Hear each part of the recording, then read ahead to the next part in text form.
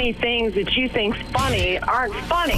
Give me Cox all the time. I want Cox all over me. The Alan Cox Show kicks ass, man. Welcome. Show me what you got. You're not going to see a lot of Cox on TV. Ellen Cox from the Ellen Cox Show. I don't know what it's about you, but I can't even stand your voice. I think you're the biggest asshole alive. It's going to be a great show. Let's kick it. I'll say kick it, and you'll just kick it with a tasty groove, okay? 1, 2, 3, kick it. Kick it. Come on. God damn it. Could you one time kick it? What the? Alan Cox. Here we go. He'll ad-lib. He'll be fine. It's the Alan Cox Show on 100.7 WMMS.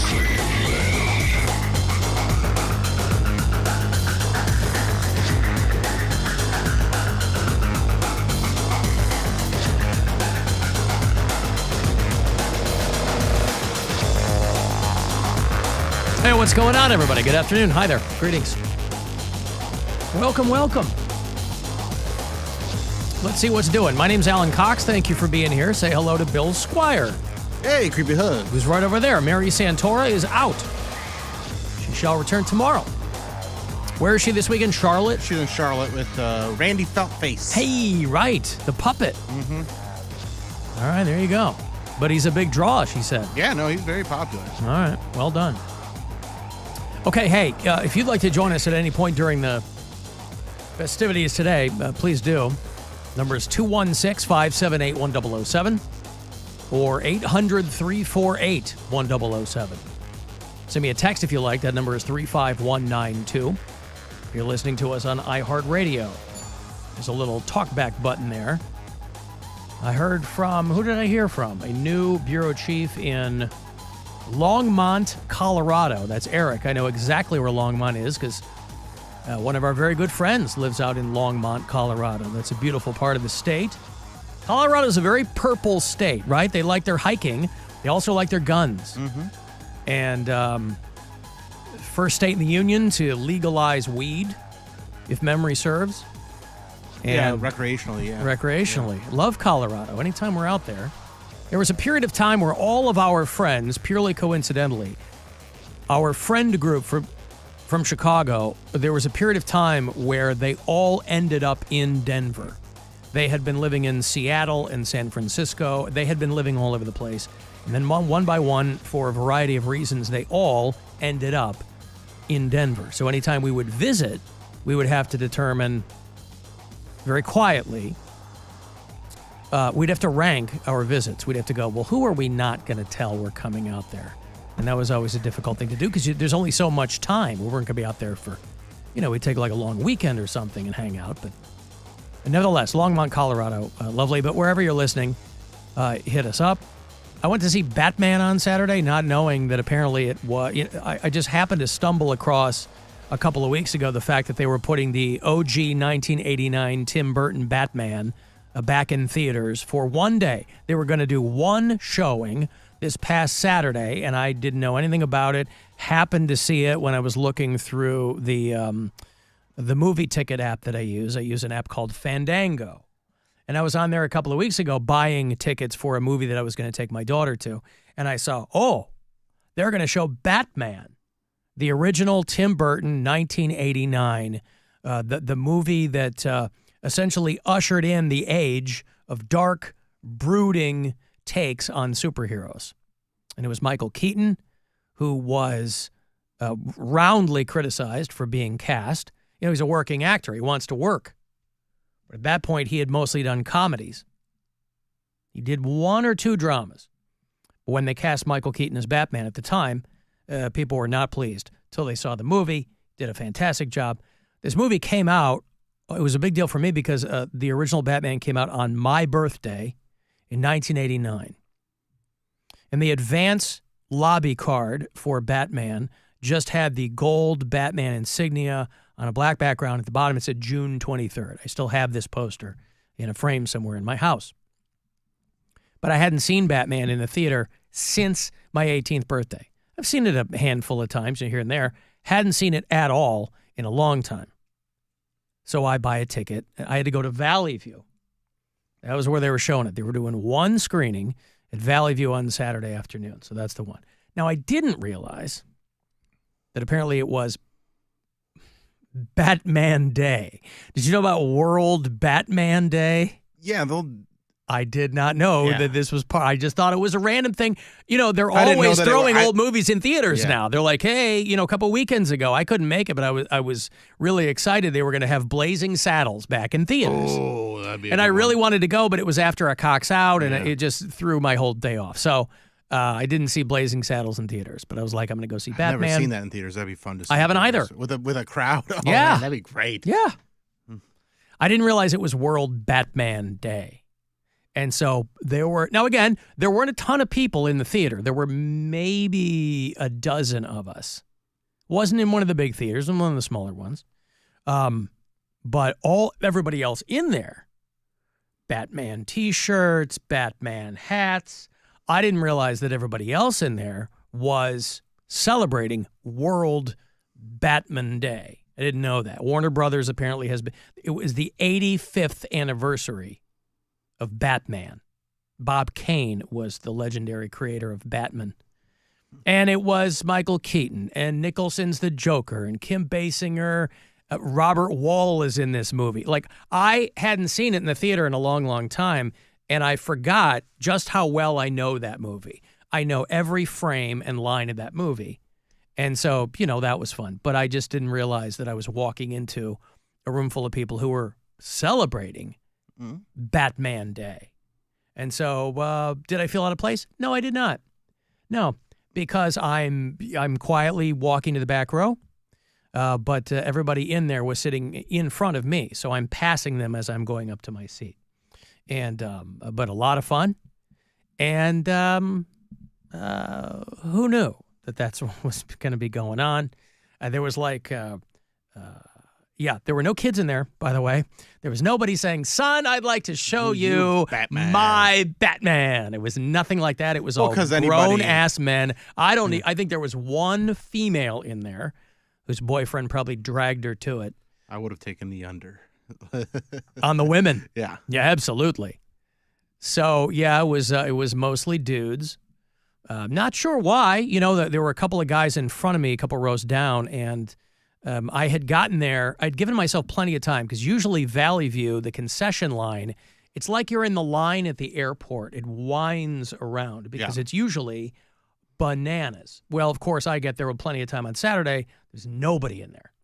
So I'm like, all right, well, I'm here early. So I get my popcorn and I go and I sit in the theater. And so plenty of time before they're even going to start the trailers. And I hear the other dudes in the theater in front of me regaling each other with tales of Comic-Cons and past Batman Day celebrations. And I was like, oh, there's something going on today. I just thought I was watching a movie. I didn't know it was like a whole big thing. Was there a big thing besides the movie? Was there? No. Oh. No. Well, not there. I don't know. You know, I don't know. I know Warner Brothers themselves, they were doing a huge thing. They were doing like trips and giveaways and all that kind of stuff. So there were a couple of advertisements for that. Even when the guy scanned my QR code for my ticket, the guy that was doing that at the entrance there was trying to regale me with one of his tales about how much he loves that movie. And I'm like, oh, okay. I'm nodding as I'm slowly walking away. But it was fine. It was fun to see it in the theater. And a lot of very, very serious Batman fans in there on Saturday. I've got to take a break here. You want to go? I got a lot of shows coming to Cleveland, a lot of tickets to give to you. You want to go see Everclear? More on the metal side, Sepultura's coming. They're doing their farewell tour. I will get you set up with that. Say Santa, if you've heard of that tour. It's Pussifer, Perfect Circle, and Primus. All of them next spring at Blossom for Maynard's birthday. So we'll do all that and whatever else we can squeeze in. 216-578-1007 if you want to join us live, or 800-348-1007. It's the Ellen Cox Show. Everywhere.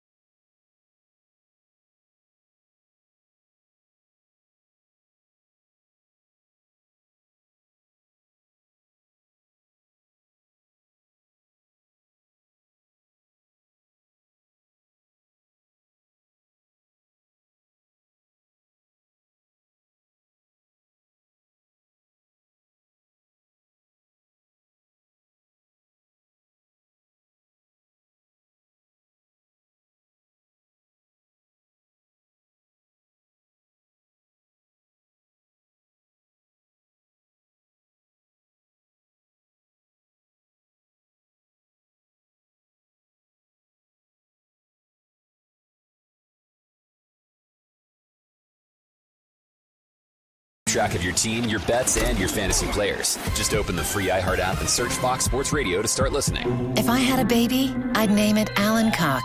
Wrap it in a blanket and give it up for adoption in one of those countries where you can't drink the water. 100.7. That's what I think of you, Alan Cox. WMMS.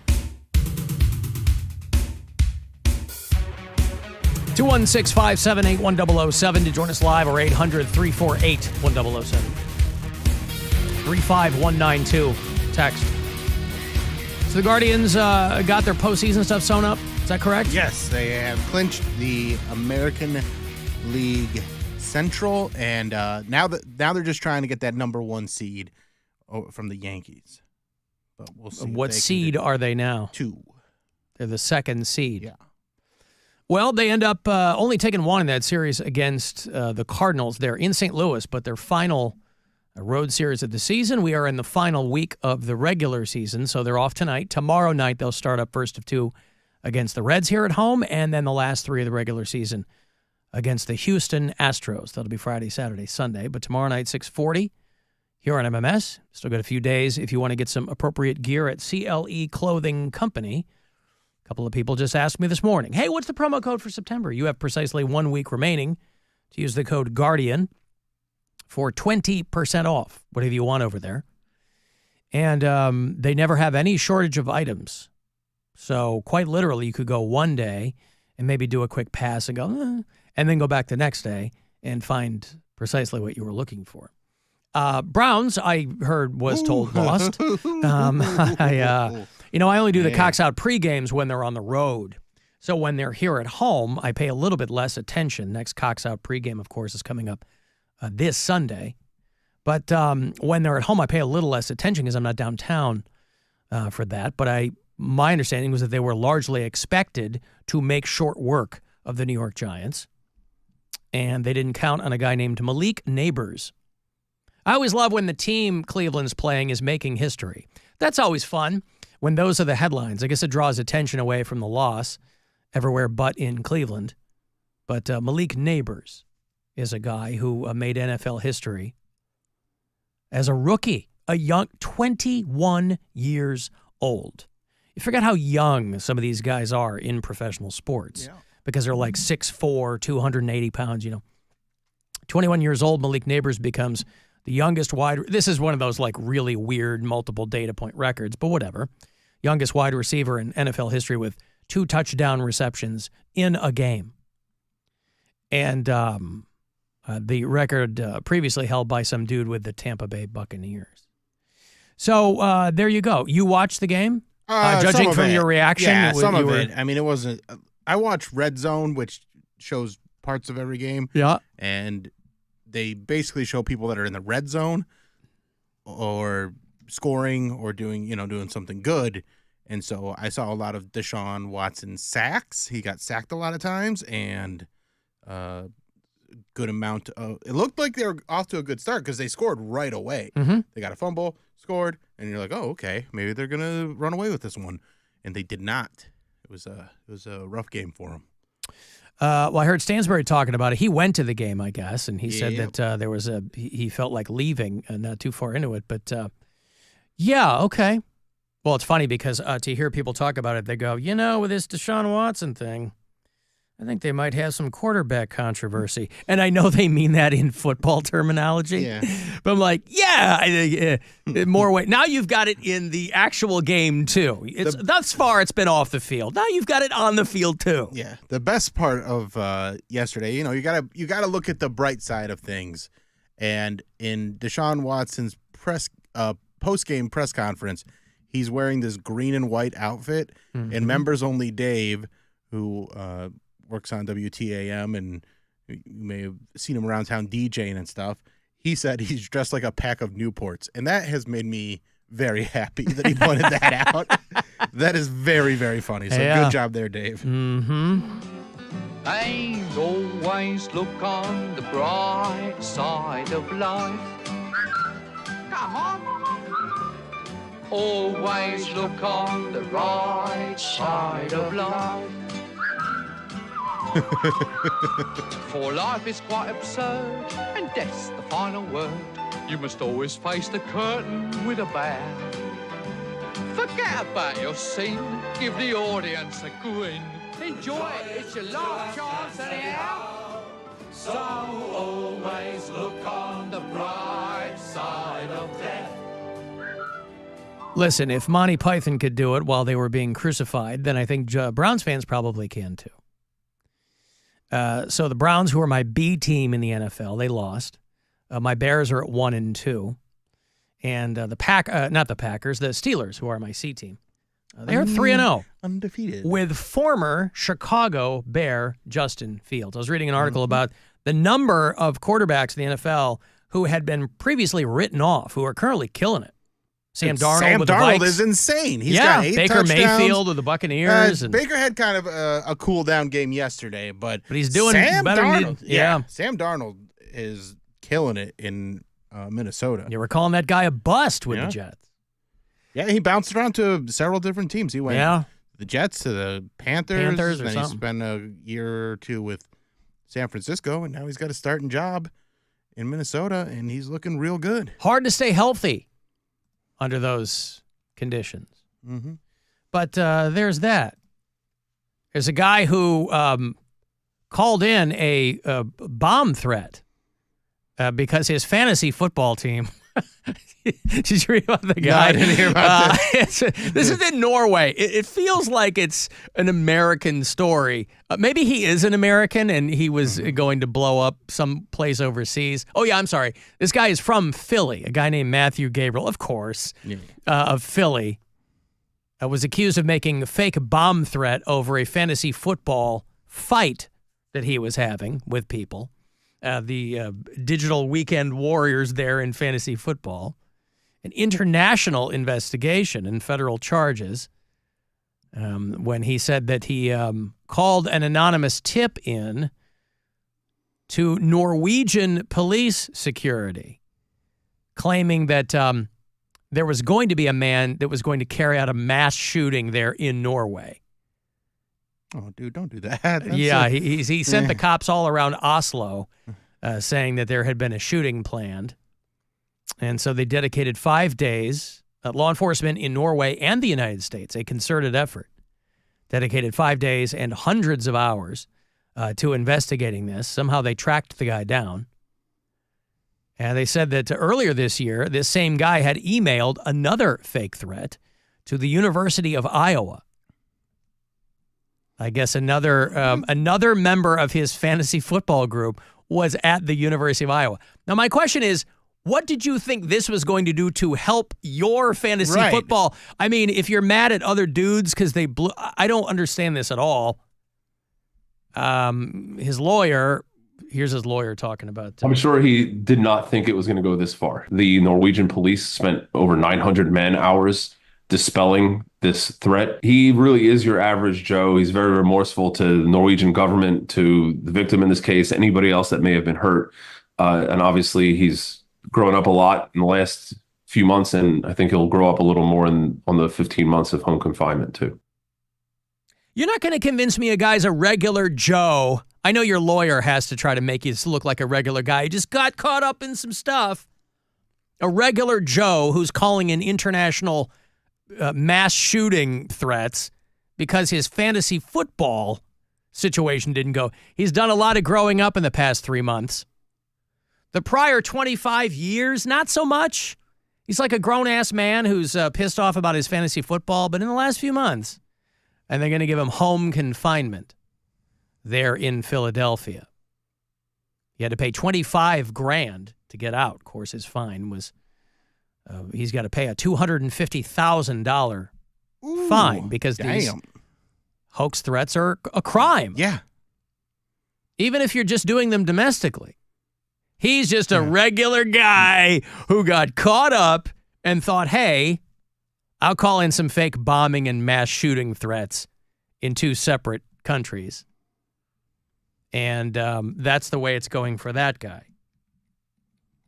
Just a regular Joe from Philadelphia, like Bam. You know, Bam is in trouble again, too, right? Isn't he from Philly? Yeah. Ah, come on, Bam. He's trying to clean his life up, and it's not going as planned. Another DUI, so they're going to keep him, I think, in the tank while they figure this out. Because he violated his probation. Bam Margera, who's been, of course, trying to clean himself up.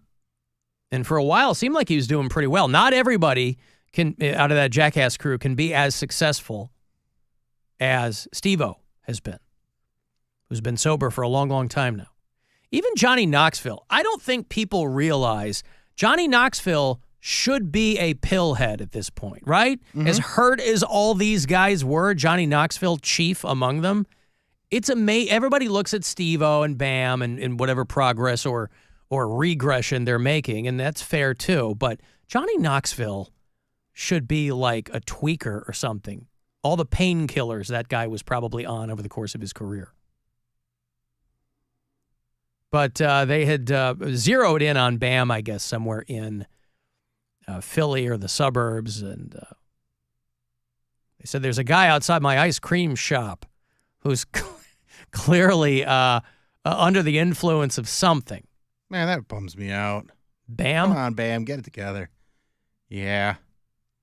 They said his lawyers are like, he's been doing pretty well other than the threatening to kill his family last year. You know, if there were a public story about, let's say, a Bill Squire or an Alan Cox getting into some trouble, it might be, you know, hey, he's doing better after this minor run-in with the law. Well, you had one years ago, of course, that was public, you know, and he's doing better after this, what ended up being a minor brush with the law. There's no cars involved. Right, but also there's also no threats to kill your family. Nope. Listen, some people, they roll hard. They roll much harder than the rest of everyone else. Some people, when they get drunk, they get happy. They have fun, right? They might be a little annoying, but that's as bad as it gets. Other people, they have a couple of drinks, and they tell their family they're going to kill them. And so, sure, it's a classic 2 steps forward and 1 step back situation. But the judge in this case said that he really didn't want to release Bam Margera because he didn't want to give him an opportunity to get behind the wheel again and potentially kill somebody. And the stories all end the same, that he's, of course, looking forward to dealing with this in court and getting his life back on track. And certainly hope that he does. I, personally, couldn't care less about Bam Margera, but I mean, there's a lot of people. I don't wish anybody any ill will. And there's a lot of people who are big Jackass fans and can identify and empathize with a guy like Bam Margera. So they're hoping that he does get things back together. Just catching up from last week's podcast where you are incessantly inundating poor Bridget with the fart cues, and it made my day. Best part, I was working in Cleveland this weekend. I was listening to part of that in the car. I get out, parked by the stadium, and whose dulcet tones do I hear coming over the intercom but one, Bridget Linton. And all I could think about was just her having a real job and then listening to that. It was amazing. Yeah, Bridget was in for Mary last week, and it was the very last segment. It was the back half of the last segment. It was literally the last 10 minutes of that show. And for whatever reason, we got on to farts, something, and she was quite taken aback with the depth and the breadth of your fart of my fart library. That's right. And it was juvenile, and it was silly, and it was stupid, but it was so goddamn fun. I got so many messages from people that were like, man, blowing up Bridget's brain with those farts. Well, in that one specific fart that made her, like, snap back, like, every time she heard it, The toilet fart, yeah. The toilet she one. would audibly, it was a combination of jumping out of her seat, gasping every time, and then we would get onto another conversation, and I would drop it in there, and she would jump in her seat Visceral again. reaction. Yes. So, yes, it was dumb, silly fun. The tail end of Thursday's show. That's true. Al, did you hear Vince Carter's number will get retired for the Raptors? I did not hear that, but I mean, that's cool. Vince Carter, the guy played for a long, long time, and he's most associated with the Raptors. But he played for a lot of teams. Yeah, well, because he Vince played for Carter, 20-something seasons. That's what I'm saying. He made the rounds. He played for, let's see, okay, pull up his, I'm going to see if I can get every team he played for. Because I think I got them all. Well, do you want to give me how many, you're off the top of that, how many do you think he played for? I have to just name them. So I will name them as I can remember them. You don't want to do them in chronological order. No, I'm just going to try and get them all, though. Okay. Because I know there are some, like, they kind of get mixed up there. Yeah. So he started with the Raptors, Nets, Dallas Mavericks, the Sacramento Kings, Atlanta Falcons, Atlanta Hawks. He was so good. Played for the Hawks. Memphis Grizzlies. Oh, how many more are there? You're missing two. I'm missing two. In the middle, 09 to 11. Okay. Played for each of them one season. One season. Yep. It's a deep dive. Whew. Did he play for the Suns? One more team. One more team. Okay. One more. Hello, Bill. Oh, Orlando Magic.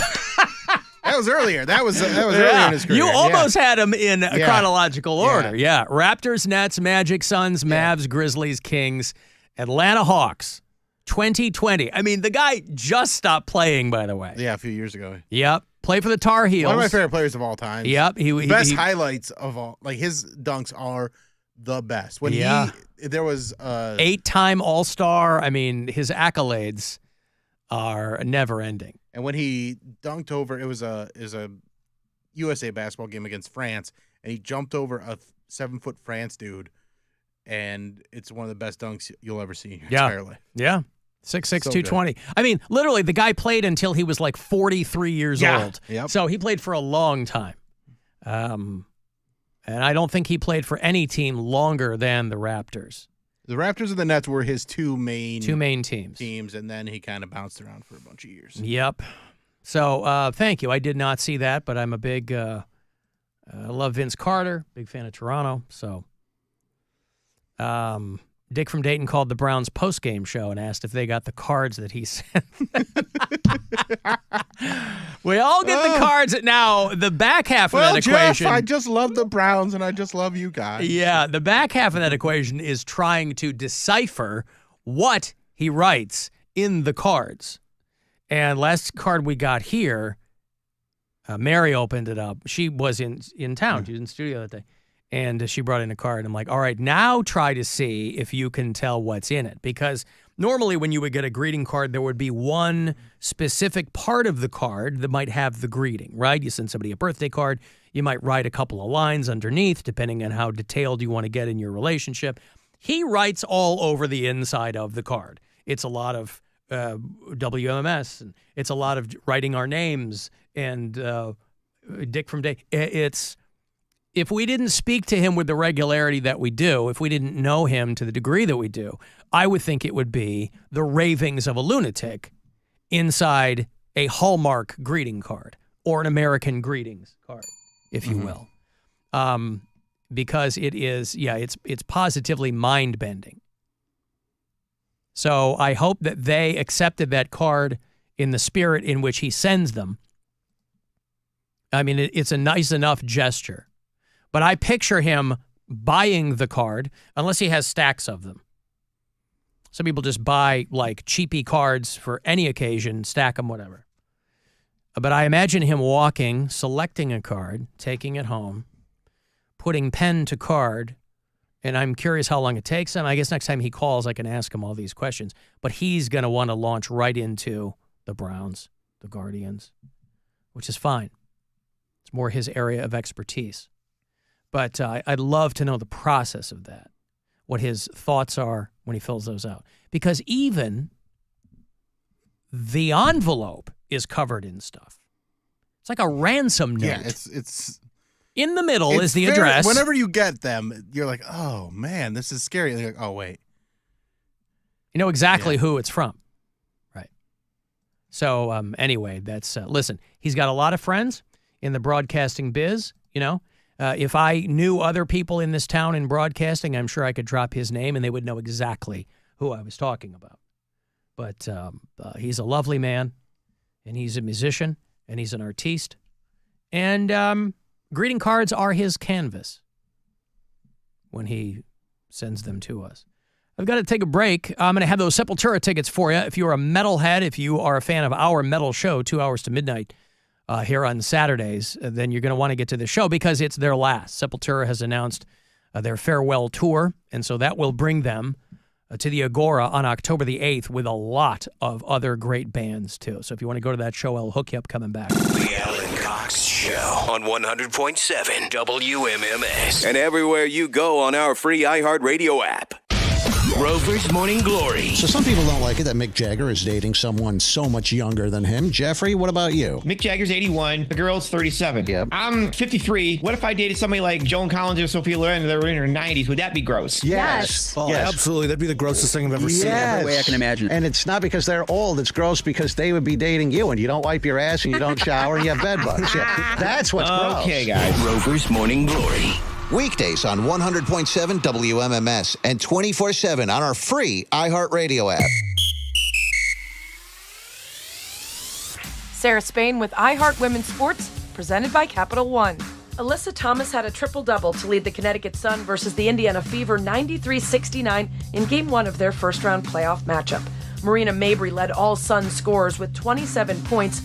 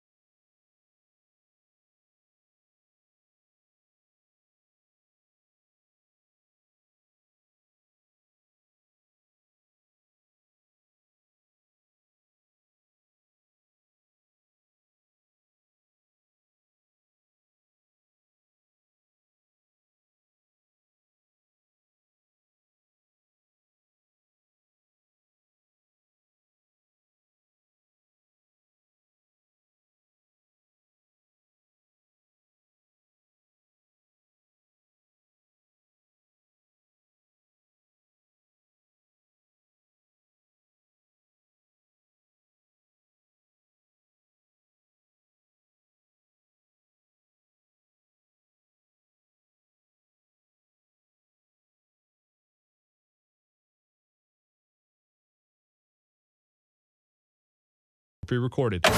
This is The Buzzard. From the Bath Authority Studios. The Buzzard. The home of the Buzzard. Buzzard.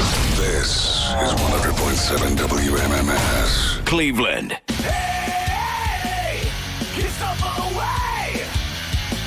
All right, Metalheads, big show coming through. WMMS in 2 hours to midnight. Our metal show present Sepultura, the North American Farewell Tour.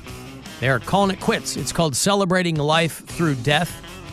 And they're bringing a lot of good bands with them. Fellow Brazilian thrashers, Claustrophobia, Agnostic Front, remember them? And Obituary are all on the bill, too. It's all going to go down Tuesday, October 8th, a couple of weeks away at the world-famous Agora. Go to agoracleveland.com for all the details on the show. You will get my first pair of tickets this week, 2 for Sepultura in October. Good luck. Caller 10, 216-578-1007 or 800-348-1007. Voice call received. Put this on the air, dumbass. You think you know it all? You're just nothing but a piece of shit. Talk about dumb shit that you don't have a clue about. Another satisfied customer of the Alan Cox Show. I hate it. This show sucks. On 100.7 WMMS. Thank you, sir. We're playing some Claustrophobia this Saturday night on 2 hours to midnight, along with a whole bunch of other fun stuff. Hey, if you listen to us on iHeartRadio from out of state, I'd like to know where you are. Rob listens in Green Valley, Arizona. Brian listens in Albuquerque, New Mexico. Mark is a bureau chief in Bailey, Colorado. Joe's in Atlanta. I heard from Carrie, who used to be a bureau chief in the Richmond, Virginia area.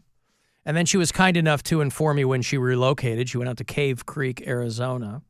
And she hit me up again. People are obviously not obliged to let me know when they move, but some people do. And now she's in Port Huron, Michigan, upriver from Detroit. Oh, I've been there. Yeah. And she goes, you lived here. Well, can you tell me why Michiganders have such a boner for Eminem and Coney Island dogs? The Eminem thing's easy because, you know, he reps Detroit. And people from Detroit like that. People from anywhere like when people rep you. Coney Island thing, Coney dogs, that's more of a... just like a local cuisine for them. Yeah, local cuisine. And never my thing. But anyway, she attached a photo for me. She goes, I wanted to show you one of my Spotify mixes.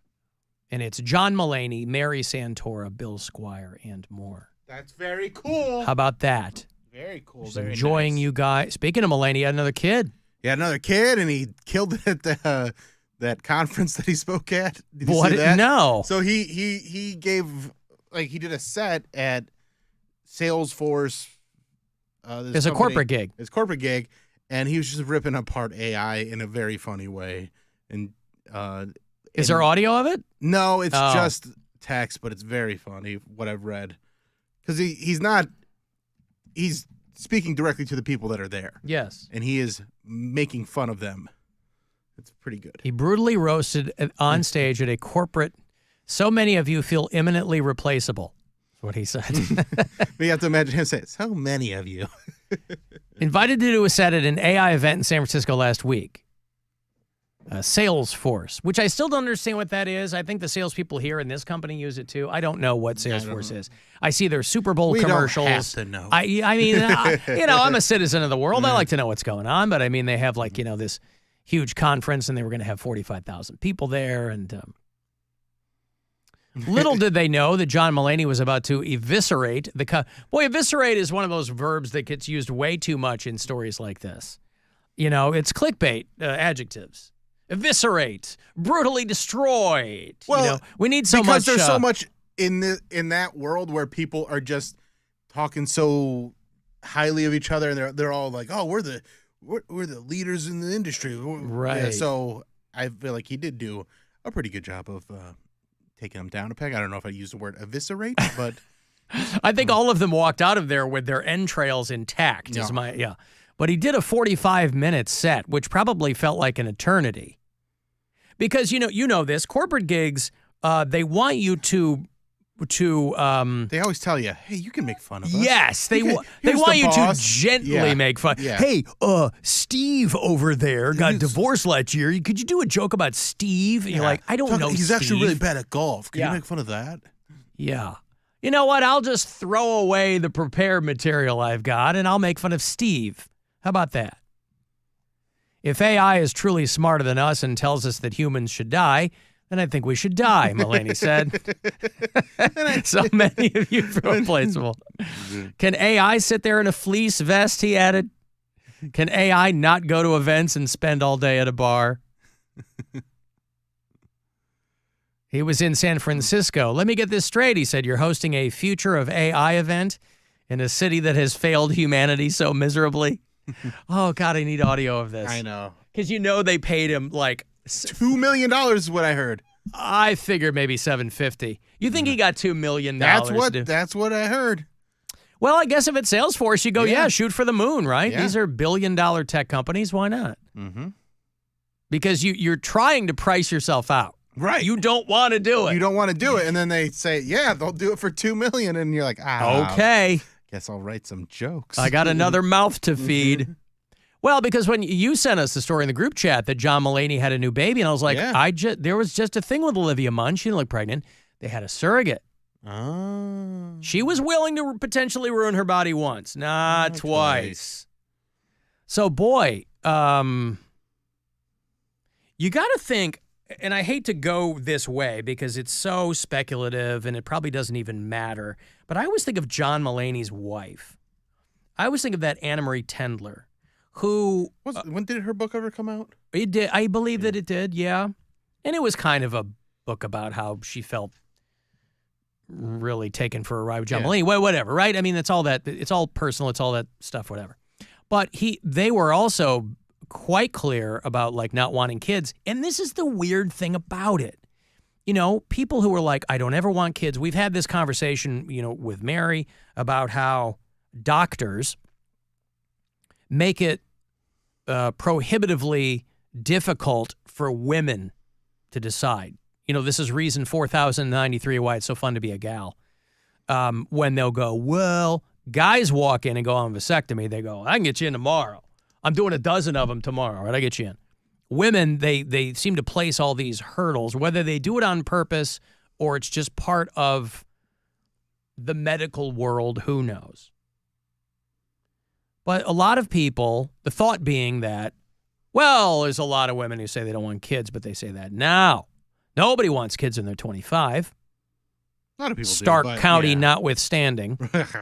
Take that. But, hot take. But, you understand the thought process there. But I think if I'm somebody who was like, I know I don't want kids, I've in. And by all accounts, I think that was John Mulaney and his first wife. But then you meet somebody and you go, now I want kids. I want kids. Right? I have 3 children. I have a 24-year-old. Well, my son will be 24 at Christmas. I have a 20-year-old, and I have an 8-year-old. Now, I was never anybody who was going to have any children. It's my son's 22nd birthday today. Happy birthday, Jace. Happy birthday, Jace. Many happy returns. 22 already? I know, right? Wow. We've been doing this a long time. We've been doing this a long time. Anywho.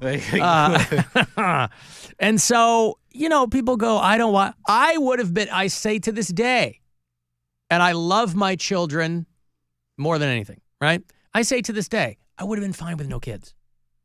Now, can I imagine a world now without my children? Of course not. But when people go, I don't want kids, you got to take them at their word. But then they move over here and they go, it's Olivia Munn. Or on her part, she goes, it's John Mulaney. What could go wrong with John Mulaney? And he also went through such, he was addicted to drugs. He is addicted to drugs. He got clean. And I think when he sobered up, he's like, okay, I got to reassess what I want in life. And that's when, him and he left his wife. He got with Olivia Munn. He's like, maybe a kid would be a good thing for me. Yeah. Maybe I'll be addicted to being a good dad. There you go. It is amazing the length some people will go to maintain their sobriety. Not like making you a parent will automatically keep you sober. Usually not they at go in the all. opposite Yeah. direction. But for some people, that might be the key that fits that lock. Mm-hmm. And good for them. Olivia Munn, she's had her hurdles too, boy. I mean, he's had his, she's had hers. Hers more of a physical nature. She had a whole breast cancer thing a while back, and part of that, she had a hysterectomy. And so I think everybody was surprised when they posted on social media that they had a little baby. Yeah, they had a daughter. They got one of each. I thought he was doing like a happy birthday Malcolm thing at first because that was, it's been a few years since he had that kid. And then I was like, wait, that's a new one. That's a brand new baby. That's a new baby. Yeah. That's baby May. Yep. So they have a little boy and a little girl. And he killed it at the corporate event. Yeah. The event, not the baby. What's that? Not the baby. He didn't kill. No. Well, the debate, they were talking about all those post-birth abortions. Oh, man. So, yeah, not to confuse people, but he did 45 minutes at the Salesforce AI event. He said some of the vaguest language ever devised has been used here in the last 3 days at this AI event. The fact that there are 45,000 trailblazers here couldn't devalue the title anymore. He also thanked the crowd for fundamentally changing the world for his almost 3-year-old son, ensuring that he will never talk to an actual human again. I love the Trailblazers line. That's very Trailblazers. Funny. Yeah. So he goes, me and my son are just two guys. We're just two guys hitting wiffle balls badly and yelling good job at each other. It's sort of the same energy here at Dreamforce. I don't think that's what the company's called, but there you go. If you're at a certain level and a company goes, we'd love to have you perform some of your comedy, you're rubbing your hands together and going, all right, this is what it's going to cost you. And it can be very, very lucrative. This is the best outcome you can have with a corporate event where you get away with the $2 million, allegedly. You make headlines saying that you crushed it and eviscerated them or whatever, and then you get to you got a new baby coming. So that's great. It's the opposite of the Rob Schneider thing where they're like, oh, it's just offensive and like not funny. Oh, yeah, he did a thing. Yeah, right? Rob Schneider. Oh, he did a charity thing. He's had a few different and he got events pulled like off that. stage or whatever. Yeah. Yeah. Well, you wonder, I mean, I always wonder how they land on these people. I mean, Mulaney is a guy who's like a get, And Rob Schneider might not be for everybody, but he is a comedian. He has a certain skill level. You might not like the jokes or the writing or whatever, but I mean, he's a guy that's a name. And so I'm always curious how they land on that guy, unless he's like on some website. There are websites where comedians want corporate gigs, and they go, here's what I cost. And Mulaney and Rob Schneider, obviously not in the same, they're not in the same, different strata. But somebody was like, yes, Rob Schneider is the guy we want. Maybe they thought he would tailor his thing more to their thing. I don't know. Salesforce is a customer relationship management system. Oh. I almost fell asleep reading that. Helps sales guys manage their leads. All right, well, it must be a massive company because, they have Super Bowl ads and all kinds of other stuff. So congratulations to them. A new child, a new check for $2 million in the bank. Yeah, he's doing okay. Yeah. Mr. Cox, do you hear the speaker sound? That is the right Valraven. I'm going on it now and you're not. Ha ha ha. Ha ha. You homosexual. What is happening? Listen, I couldn't. Well, they can't say that about me because I was shooting guns this weekend. You skipped the guns, so you. I did skip the guns. You saw Batman by yourself. I could not be more gratified that somebody is taking the time to call me while in line at Cedar Point. Now they're calling me to call me a homosexual. I'm not sure what one has to do with the other, but. Yeah, no, Saturday morning, I was fully intending on hanging out with you guys But then I was like, oh, this is in Gville, man. Yeah, it was an hour away. Yeah, I could not see driving an hour out. But what, you and Bobby and our buddy Jeff went shooting? It was me, Bobby, Mickey Genosi, who was the MC for the show on Saturday. Okay. Hilarities, and then our buddy Jeff. Yeah. And it was very fun. This is an outdoor range. Yeah, I've only shot at indoor ranges. It's an outdoor range. It's yeah. called, give them a little plug here, Southington Hunt Club, and very, very good range. They have like 3 different ranges and a few spots where you can shoot handguns, and they have like the hydraulic that you can go through, like where they pop up and you shoot them with handguns. That we didn't do that, but I want to go back and try that out because it seems very fun. A lot of camo bros out there. I mean, it's exactly who you think. It's okay. Yeah, that's right. Yeah. But it was fun. We had a good time. Shot a 50 cal that my shoulder's still a little sore from that. And it was funny because our friend Jeff has a lot of guns. Yes. And me and Bobby and he's Mickey, a guy from Denver. Yeah. He's from Colorado.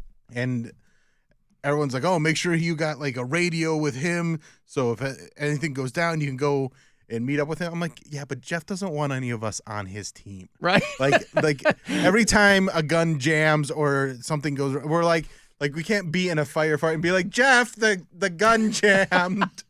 like he's your gun steward or concierge or something. He wants someone that's going to be able to be at his level, not someone that's just like, wait, the sights are off. Can you fix it for me?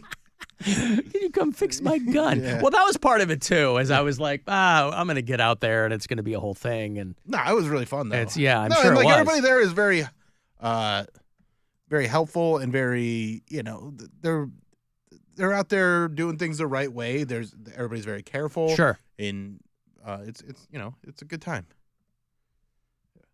How long were you guys out there? We got there because Bobby has a lot of guns too. Yeah, we got out there around. But he didn't bring any. No, I know, but like he knows we got what out there he's doing. around 10:30 or 11. We were there about 3 or 4 hours. 3 hours. Yeah. Wow. Yeah, I had those Batman tickets, man. I couldn't. Yeah. That's fun though. Batman. It was a blast. Then we went and had lunch. Had a good day. All right. It was just so much fun hanging out with Bobby this weekend because we only get to see each other every once in a while. Yeah. How were the shows? Great. We I know assume? each other. They were fantastic. Yeah. He's just so funny. And, some drunk people got thrown out of the late show on Really? Saturday. Yeah, because they just wouldn't shut up. Wow. And he's just like, come on, guys. He's like, I've been doing this too long. I don't need to. Right. And hilarities, they're the best at handling that. So like they police the room, or kind of at his request. No, they police the room. He didn't have to ask them. They just know, like, we gotta get these people out of here. All right. They've been warned multiple times. They're not paying attention to the show. They're not adding to the show. Were they up front? No, they're kind of in the middle. Yeah. In the couch section. Bachelorette party or just drunk people? Just drunk people. Yeah. Just drunk people. But the shows were real good. And yeah, I mean, a lot of customers came out. I got this bonfire hat because one of his merch guy lives here. Oh yeah, okay. So he gave me a bonfire hat, which was very cool. That's his show with Big J. Yeah. Yeah. It was a crackle. Mm-hmm. All right, well, good. It was a big weekend. Guns! There's a little recap video that he posted on social media and tagged me as a collaborator. Hey. So you can check that out at Bill Squire on Instagram. Well, he was here for most of the show on Friday. You know what my favorite part, though, was because I've known Bobby from, dirtbag days. To see him now as, a really good dad. And he talks to his son all the time, which is really sweet, and I really love it. And his son would hear me saying something or doing something, and be like, who's with you? Who's with you? and so, we got a little banter in with his son. And who's 11, so it's all sass. Yeah, but it was so funny. Not even funny. It was just sweet to see Bobby be such, a sweet, caring, and, involved dad. I loved that because, I've known Bobby for almost 20 years, and he used to have a real edge on him, and that has really been kind of smoothed out. Well, we're especially old dads. Dad, yeah. When you're a young guy, I think about my parents, I was born when my dad was 23 or something. I'm like, oh, I know it was a different time, quote unquote, but still, some people, you can't be young and have kids. Like it takes you a long time to figure it out. Well, and I think he figured it out, but Yeah. it's just also, it's adorable. Like, it's adorable to see, like, the way they talk to each other and goof with each other. Go outside, nerd. And the way that, like, his son knows how to, like, bust his chops and, like, knows the boundaries of it, though. Yeah. And he was talking, he knows that Bobby will gag if he just, like, brings up, like, something gross. He's like, oh, my toenail came off. And Bobby's like, I'm eating dinner right now. And he's like, yeah, it looked just like your dinner. That's so gross. And he's like, kid, you can't do it. Was great. Toenail came yeah. off. Yeah. All right. It was Fun a full stuff. weekend. Very full weekend. A full Then- weekend of then, toenails like, and guns yeah. and laughter. And just a nice chill day with the lady on Sunday. Oh. All right. Well, it was rainy too. Yeah. Or no, not yesterday, I guess. Not last till, like, night the it kind of last moved night, in. yeah. Yeah. All right. Yeah. I've got to take a break. I'll have Everclear tickets for you. Want to go see those guys? I think they're on one of their, what's it called, like Summer Forever or something like that. But it's Everclear and Marcy Playground and Jimmy's Chicken Shack. Mid-October. They'll be around the corner here at the House of Blues. So if you dig those bands, I'll get you set up on the way back. 35192 and a text for anything else. If you want to watch the show live, hit the Alan Cox Show YouTube channel. The Alan Cox Show. On our free iHeartRadio app and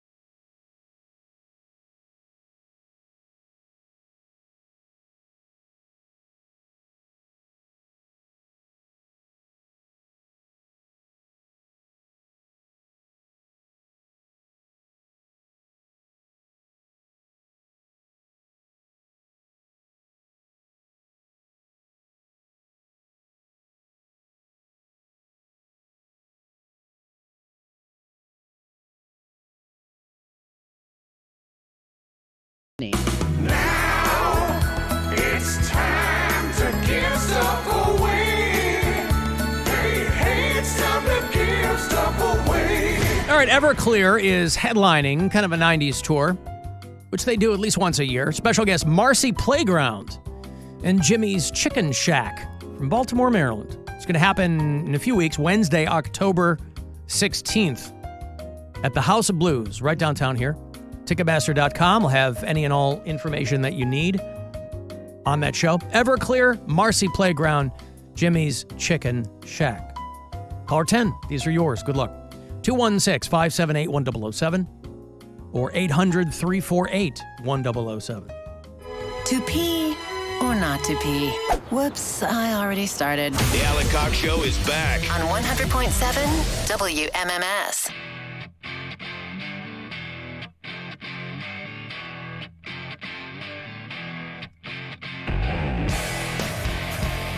Remember Jimmy's Chicken Shack?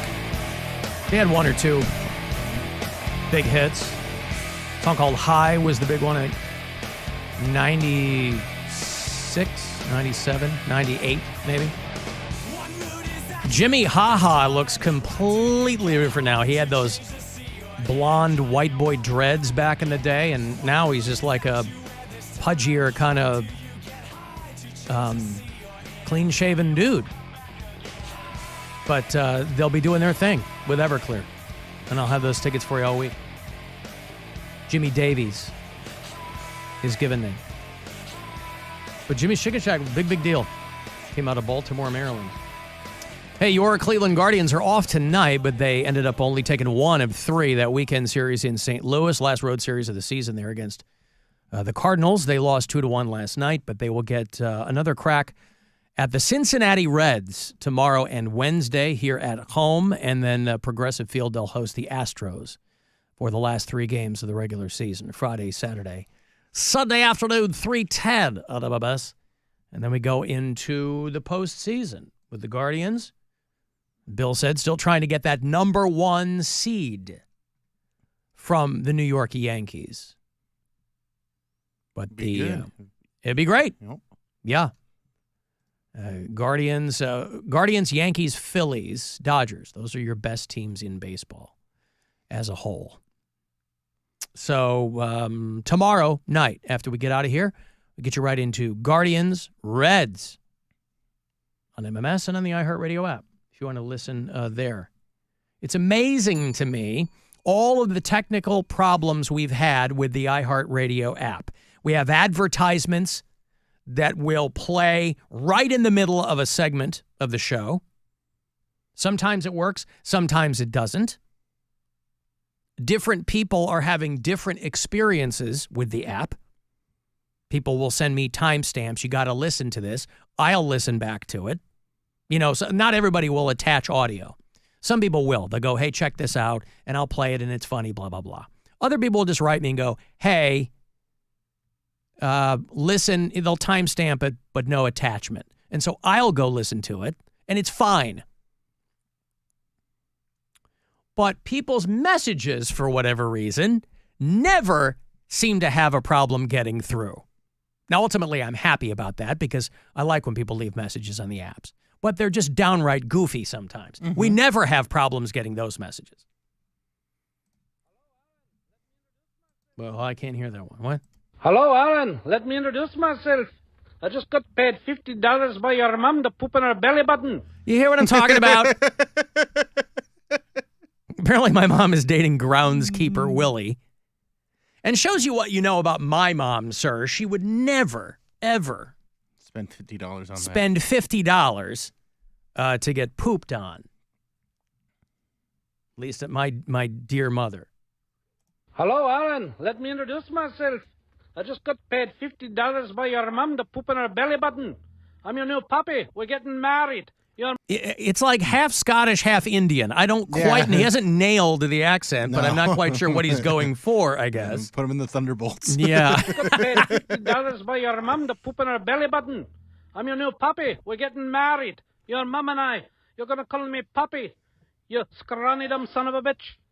Yes, I want a new back scratcher for Christmas. You better get me a good one. I've got an itchy back. I've got an itchy back, you scrawny son of a bitch. I'm your new papi. You will call me papi. You understand? Yeah. Okay, well, there you go. So I don't know what exactly he's going for there, but those messages, we never have technical problems with the messages, right? Well, those get that will part figured always out, yeah. those will always get through. So why can't we figure out why can't we apply the technology that lets the messages get through all the time with making sure that advertisements don't interrupt this well-polished comedy we've got going on over here? I mean, I certainly can't. Certainly don't want people There's going to be a Depends ad. miss a Cutting in second when he of- starts talking about pooping and belly buttons. Yeah, it's probably going to be along those lines. The algo is always listening. But thank you, sir. Wherever you're from. How dare you? How dare you cast aspersions on my dear mother? That she. Now, granted, I don't know what my mom's into. But I have to think it's got nothing to do with letting a half Scottish, half Indian guy poop on her. How dare you? Right. But there it is. Hey, speaking of freaks, this Sean Combs guy, people are worried because, a lot of people went to puffy parties over the years. Mm-hmm. And so now that he's scooped up in what is sure to be a long and protracted legal situation here, anybody who's ever had anything to do with Puffy over the past 20 years is kind of freaking out. Not least of which Kevin Hart, because they have him on video at one of these freak parties. You see a video of Kevin Hart, like he's on the mic. There's a girl in a tub behind him. No, I didn't see that. Her hair catches on fire because she's leaning up against a candle. Now listen, we all know Kevin Hart doesn't say no to anything. Doesn't say no to anything because he's one of these guys that is like, I've got a number in my head, and that's the amount of money I want before I call it quits. So anybody who's dealing with Kevin Hart knows that going in. He doesn't say no to anything. He's hustling because he has a goal in mind. So it's not about art or it's not about, it's about hustling in every possible direction to get to his number. But never underestimate the power of a Napoleon complex because this guy, he wants to have a good time too. Wants to have a good time. But now he's kind of freaking out because he's worried. He had a chain, like I said, the guy didn't say no to anything. He opened up a chain of restaurants. I don't know what that was about, but I think he closed them down once the Diddy thing broke. So, he's been part of various circles for a long time. I know Usher was in one of these videos. And so there's a lot of people, Justin Bieber. Diddy used to have these white parties too. The other side of the coin. I think the white parties were pretty on the up and up. These weren't bathtubs and baby oil. The white parties were something that was like you wanted to get an invitation. You wanted to see and be seen. Mm-hmm. The business network with Diddy at the white parties. But obviously, Kevin Hart doesn't want anything that's going to threaten the trajectory of his success, whatever that is. And so, yeah, there's a little bit of video going around. Again, it's pretty innocuous. It's just Kevin Hart leaning up against the bathtub on the mic like he's kind of emceeing that part of the party. And everybody knows it's being filmed. I think it's happening surreptitiously.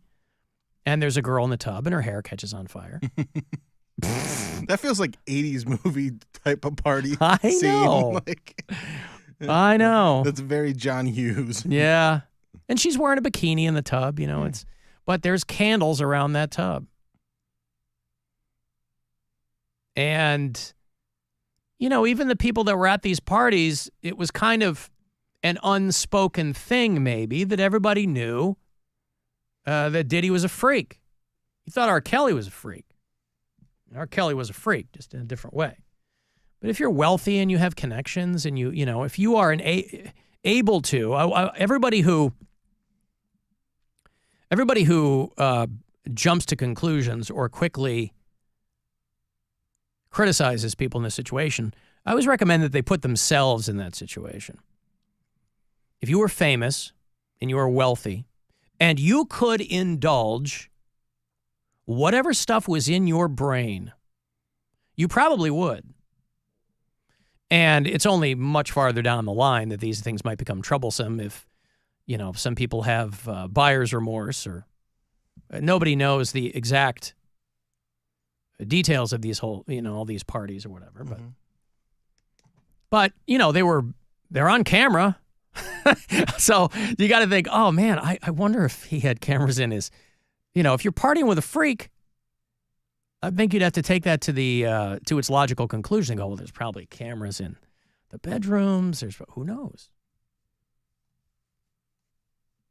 But, Kevin Hart, who for the most part seems pretty protective of his career and his personality or whatever.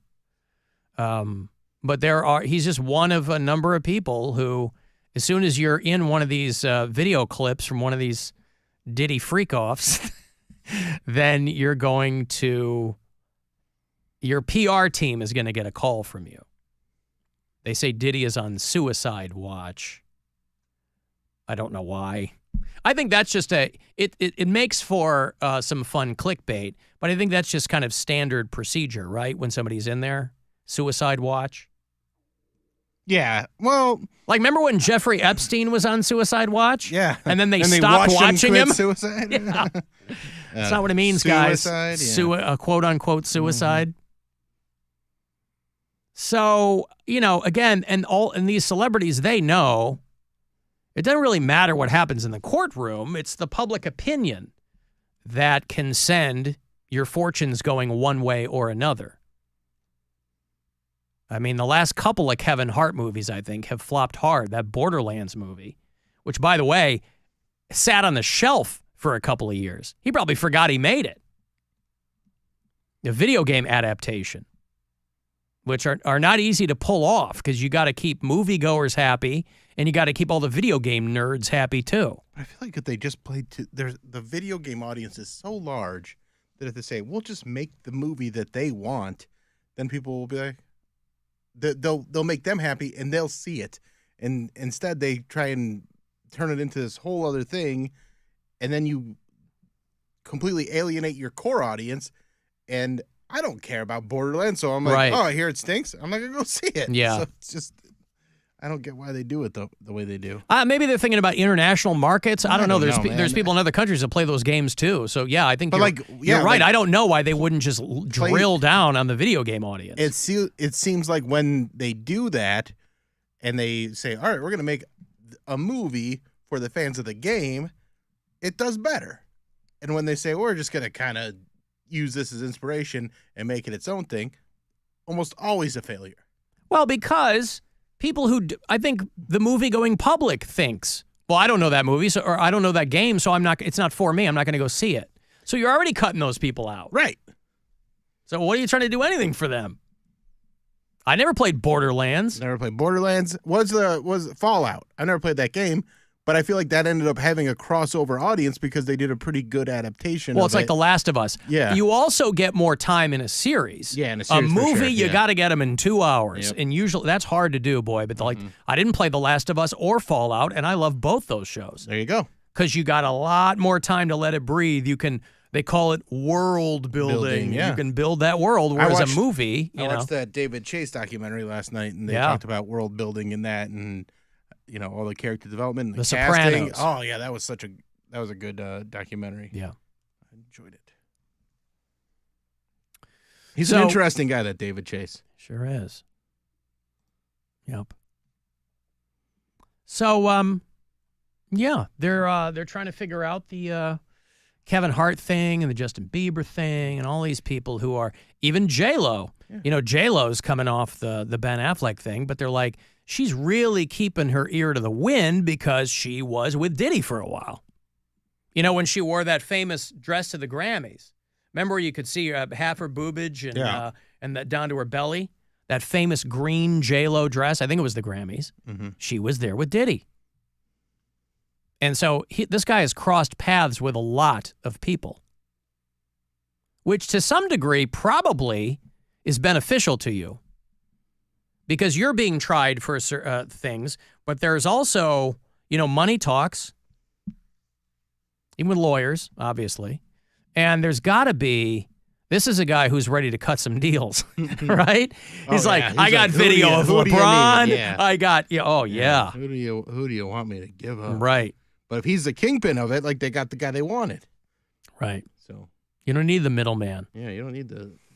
But, J-Lo's got to be sweating it a little bit because, listen, don't believe the hype, all right? She hasn't been Jenny from the block in a long time. She's got a good life. She's got respect. She's got a handful of good movies under her belt. I know a lot of people think that her movies stink, but Out of Sight with her and Clooney, it's one of the greatest movies of the last 25 years. 30 years. And she's good in it. What year did that movie come out? Yeah, probably 98. 01, around there, right? Out of Sight. 98, Soderbergh. nailed it. There you go, 98.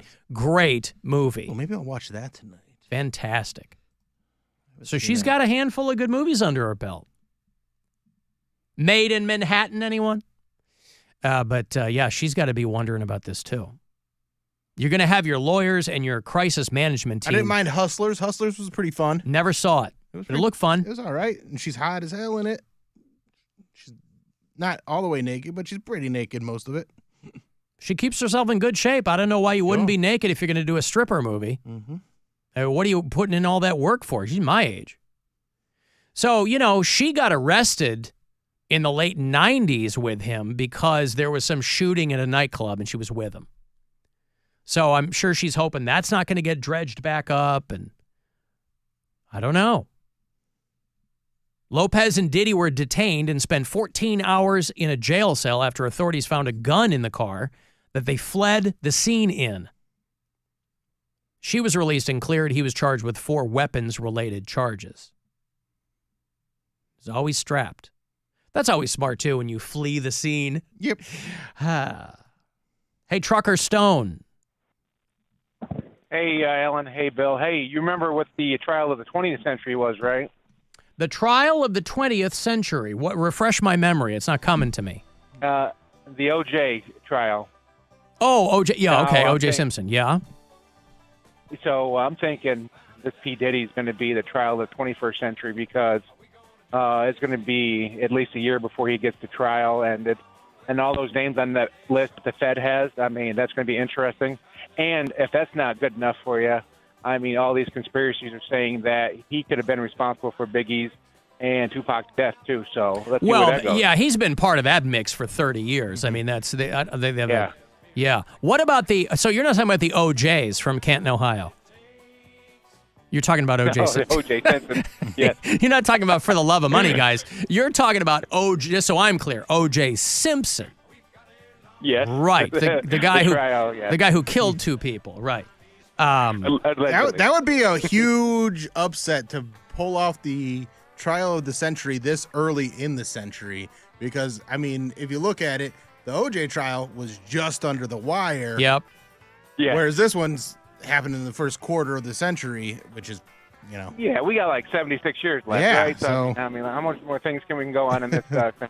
But how do we really have 76 more years? Too? No, boy. We probably got 10. Yeah. So he'll be the last huge celebrity trial of the world of life. I don't know. Thank you, Stone. It's going to be interesting. It's going to be interesting. Thank you, pal. There's Trucker Stone, who's out there on the highways and byways of these United States.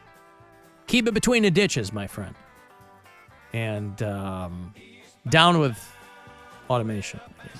Twisted Metal was a good show based on a game. I like Twisted Metal a lot. It was Anthony Mackie. Yeah. It was Did over on season 2 just come out? Over on Peacock.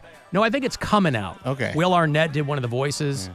But that's another game I didn't play. But it was good because it was a series. Mm-hmm.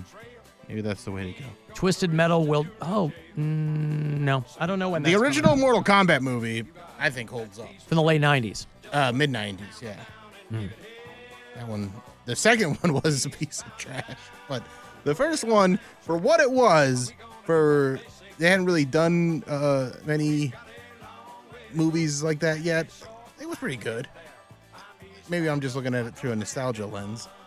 The newer Super Mario cartoon was pretty good as far as movies go that were video games. The Chris Pratt ones. The Chris Pratt one. Yeah. If you, the shrimp show that was the 1991 version with John Leguizamo and never got around to it. Bob Hoskins, the late Bob Hoskins. That thing was a mess. Yeah. That was the one where the studio was like, let's just change everything. Alan, I don't know. Does the OJ trial beat Nuremberg? I mean, it's still in the century, but we're talking about celebrities. Come on. Yeah, Hitler was a big deal. That was a big deal. Yes. Nazi war crimes? Mm-hmm. All right, bigger than OJ. I got to take a break. You want to send a text, 35192, to get me there. I want to go see the band Asking Alexandria. These guys are heavy. I think they're British. I don't really know much about them. But they're bringing good bands with them. They're on the All My Friends tour. It's going to be October 5 at the House of Blues. So I'll have those for you coming back. It's the Alan Cox Show on 100.7 WMMS. And everywhere you go on our free iHeartRadio app. We got stuff. You want stuff. Win stuff. This week at WMMS.com. Register to win a pair of tickets to Say Santa 2.0, May 25th at Blossom. Say Santa 2.0 features Primus, Pussifer, and A Perfect Circle, all on stage at the same time, celebrating Maynard James Keenan's 61st birthday. Get more info and register to win at WMMS.com. Your afternoon drive is brought to you by the Ken Ganley Auto Group. Shop over 10,000 vehicles online at KenGanleyAuto.com. Mommy, want to play a game with me and Dad? Mommy's not feeling good. You need to vaporize that cold. Vaporize? Yeah, with DayQuil VapoCool. It's DayQuil plus a rush of Vicks vapors. Whoa. Come on, honey. Let's let Mommy rest. You guys are amazing. And so is DayQuil VapoCool. DayQuil VapoCool, the vaporizing daytime coughing, aching, fever, power through your day medicine. And to vaporize sore throat pain, try Vicks VapoCool drops. Use as directed. Keep out of reach of children. Kowalski! Yeah, Coach. You gotta lead a winning drive all the way to a better love life! I'm sorry, what now? Your love life, son! Go on offense! But I'm doing online dating. Well, stop! Half of online daters lie on their profiles. Change the playbook to It's Just Lunch. Know how many of their members go on real dates? 100%! Now get back in the game! You got it, Coach! Change your dating game. Visit itsjustlunchcleveland.com or call 216-328-9026 today. It's Just Lunch. Connection awaits with guaranteed dates. John Legend here. How do I keep my protection against COVID-19 up to date? With a COVID shot this season. You can get your COVID-19 shot when getting your flu shot if you're due for both, as recommended by the CDC. Ask your healthcare provider and book at VaxAssist.com. Sponsored by Pfizer. When you drive a vehicle so reliable it's backed by a 10-year, 100,000-mile limited warranty, you stop thinking about what you can't do and start doing what you never thought possible. Find out what you're capable of in a vehicle that inspires confidence around every corner. Get 0% APR for up to 48 months on the purchase of select new 2024 Sportage and 2024 Sorrento models. Kia, movement that inspires. Warranties include 10-year, 100,000-mile powertrain and 5-year, 60,000-mile basic. Warranties are limited. See retailer for details. Call 800-333-4KIA for details. Always drive safely. Financing for 24 to 48 months from Kia Finance KF. Subject to credit approval by KF to well-qualified buyers for purchase of a new 2024 Sportage or 2024 Sorrento. Excludes hybrid PHEV. $20.83 per month for 1,000 financed at 48 months. No down payment required. Subject to vehicle availability and dealer participation. Must take delivery by 9/30/24. Limited inventory available. See Kia retailer for available stock.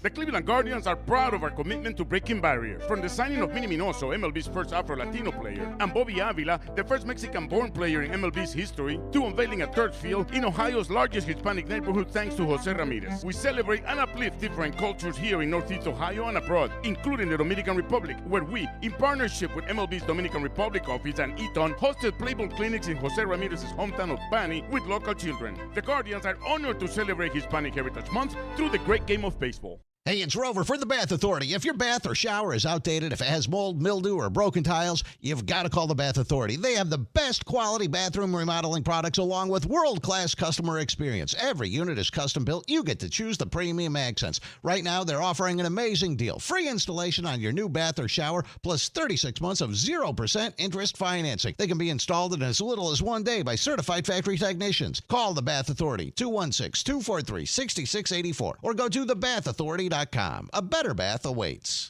Welcome to Nada Yada Island. This season on Nada Yada Island. You were charging your phone? I waited hours for you. That's how long it takes. Join Metro and get a free Motorola Edge that'll charge for the day in 15 minutes. At Metro, there's no activation fees. Only at Metro by T-Mobile. Bring your number ID and sign up for Metro Flex Plus plan. Offer not available if at T-Mobile or have been with Metro in the past 180 days. Requires 68-watt charger, sold separately. Actual performance will vary. You can use your phone at a doctor's office. You can use your phone at a football game. You can even use your phone at an amusement park. But one place you should never use your phone is behind the wheel. Fines now start at $150. So remember, Ohio, phones down. It's the law.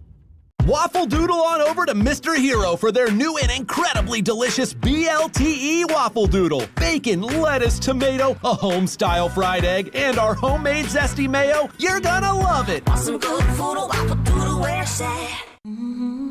Heaven on earth. It's here in the mountain towns of West Virginia. Draped in vibrant reds, yellows, and oranges.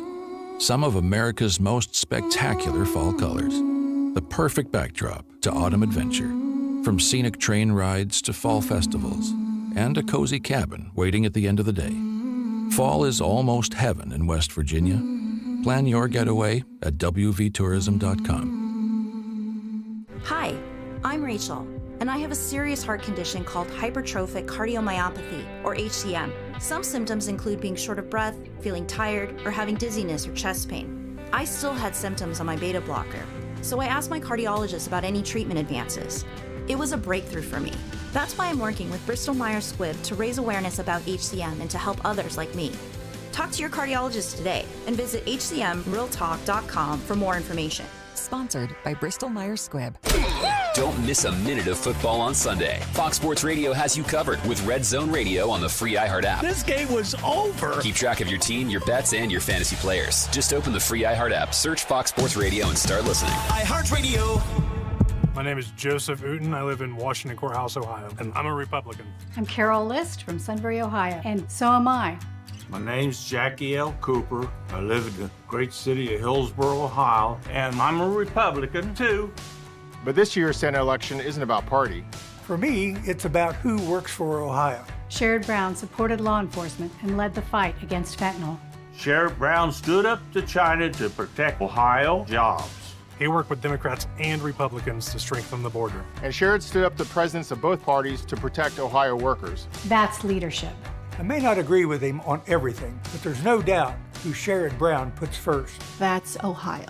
I'm voting for the person, not the party. I might be a Republican, but I'm voting for Sherrod Brown. I'm a Republican, but I'm voting for Sherrod Brown. I'm a Republican, but I am voting for Sherrod Brown. I'm Sherrod Brown running for Senate. I approve this message. Paid for by friends of Sherrod Brown. Meet Cheryl. Hey. She's on vacation and lost in the moment. Unfortunately, so is her Chase debit card. It's gotta be somewhere. Maybe she lost it at salsa night. These skirts should have pockets. Or maybe she lost it at Pilates. 3 and 2 and... But she's not worried. With the Chase mobile app, she can lock her card till it turns up. Tools that help protect. One bank that puts you in control. Visit chase.com/checking. Chase, make more of what's yours. Chase mobile app is available for select mobile devices. Message and data rates may apply. JP Morgan Chase Bank, N.A. member FDIC. Hey, it's Enrique Santos here with Sounds of Our Culture. In celebration of Hispanic Heritage Month, iHeartRadio is bringing you stories and inspiration from your favorite artists. Now, let's hear Nicky Jam. I'm proud of being a Latin artist because we minority, a lot of people didn't believe in us, and now we're doing big things, and it's just inspiring, you know, for a lot of people that come from that same world. What I'm trying to do, inspire people with my story, my life, and my career. We'll be speaking with more amazing artists all month long. Stay tuned with iHeartRadio for more Sounds of Our Culture. Check out the all-new Nissan Kicks. From bold styling to performance, it's completely reimagined. Experience this excitement for yourself. Nissan, proud presenter of Hispanic Heritage Month. Drive the all-new reimagined 2025 Nissan Kicks today. This is The Buzzard. From the Bath Authority Studios. The Buzzard. The home of the Buzzard. The Buzzard. This is 100.7 WMMS. Cleveland.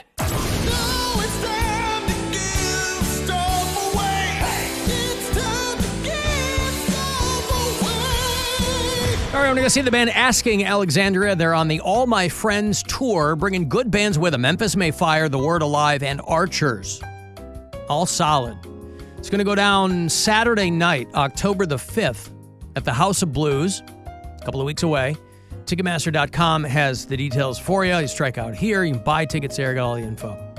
Asking Alexandria in the headlining spot there on the All My Friends tour. This pair of tickets for caller 10. Good luck. 216-578-1007 or 800-348-1007. The Alan Cox Show. You guys are a bunch of morons, and I love it. On 100.7 WMMS. Few creatures of the night have captured our imagination like vampires.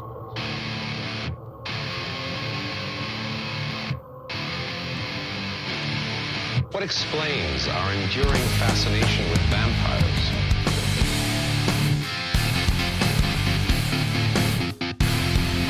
What is it about the vampire myth that explains our interest? Is it the overtones of Vampire myth? What are they talking about? Or is it a myth? Oh, come on, man. I was reading about a documentary. It's going to drop on Netflix.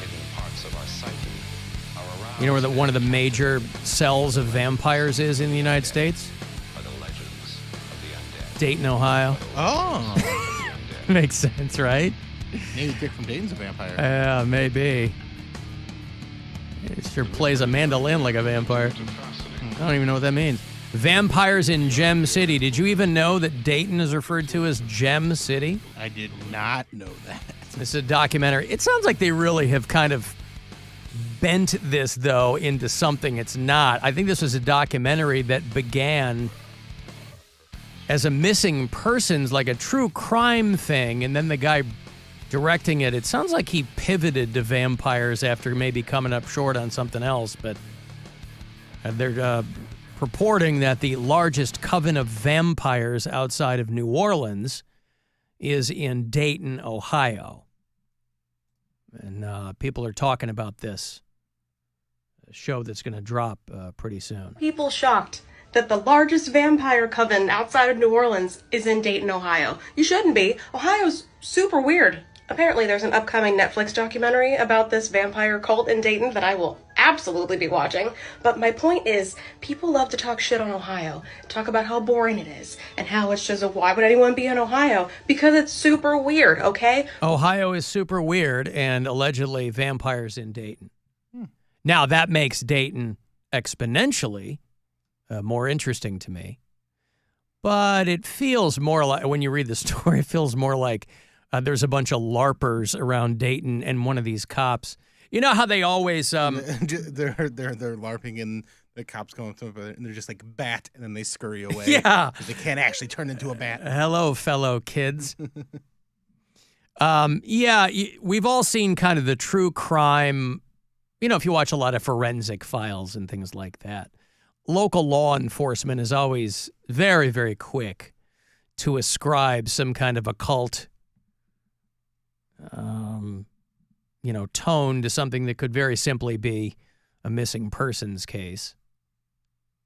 You know, when Marilyn Manson was at his height in the late 90s, the height of his public relations powers, anytime he would go on tour, you would always see tons of protesters because, of course, there were parents and law enforcement that were convinced that Marilyn Manson fans were going to be driven to murder and mayhem and animal sacrifice and all this nonsense. And so I don't know when this Netflix documentary is set to drop, but it's going to put a spotlight on Dayton, Ohio that they might not want. I mean, We played a clip last week of a guy getting all upset at the mere notion that there were vampires there. Some 18 years ago, I left Dayton, Ohio, with 2 very bad knees and a dream to become a Major League Baseball player.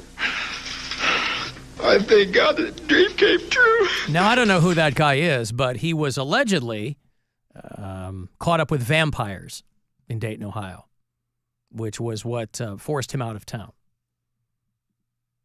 Of course, vampires known for their bad knees. That's why they lurch, or they I don't know. So anyway, yeah, people are talking about Dayton. Some people pointing out that Dayton, they're confused. Dayton sucks the life out of people, and that's what's confusing them. I can tell you I've never spent any time in Dayton, Ohio, but living as long as I have now in Cleveland, another city that I think unfairly gets a bad rap, maybe Dayton is along those lines. It doesn't help that the word Ohio has become synonymous with Gen Alpha slang for dull and boring. But again, as I read the story, it feels like a guy who was making a documentary about missing people and then pivoted to, maybe it's because of vampires. Which, listen, that's creative. You have to be resourceful when you're making one of these movies. But if you're thinking, Alan, I'm not really into vampires this spooky season, are there any new movies about zombies? And you're in luck. If you prefer zombie movies, they're going to start filming The Passion of the Christ 2 with Jim Caviezel coming back as Jesus and Mel Gibson behind the camera. I don't know what the story will be. I don't know how they will. I don't know. You know, this was a joke for a long time. Oh, yeah. Passion of the Christ. What are they going to make it? Had a bunch of fun title ideas. We were throwing it around a while ago. Yeah. And now it's come to fruition. They're going to start filming a sequel to The Passion of the Christ in early 2025. Mel Gibson is currently scouting locations in Malta. And Jim Caviezel, who in real life is like some weird MAGA-adjacent kind of dude.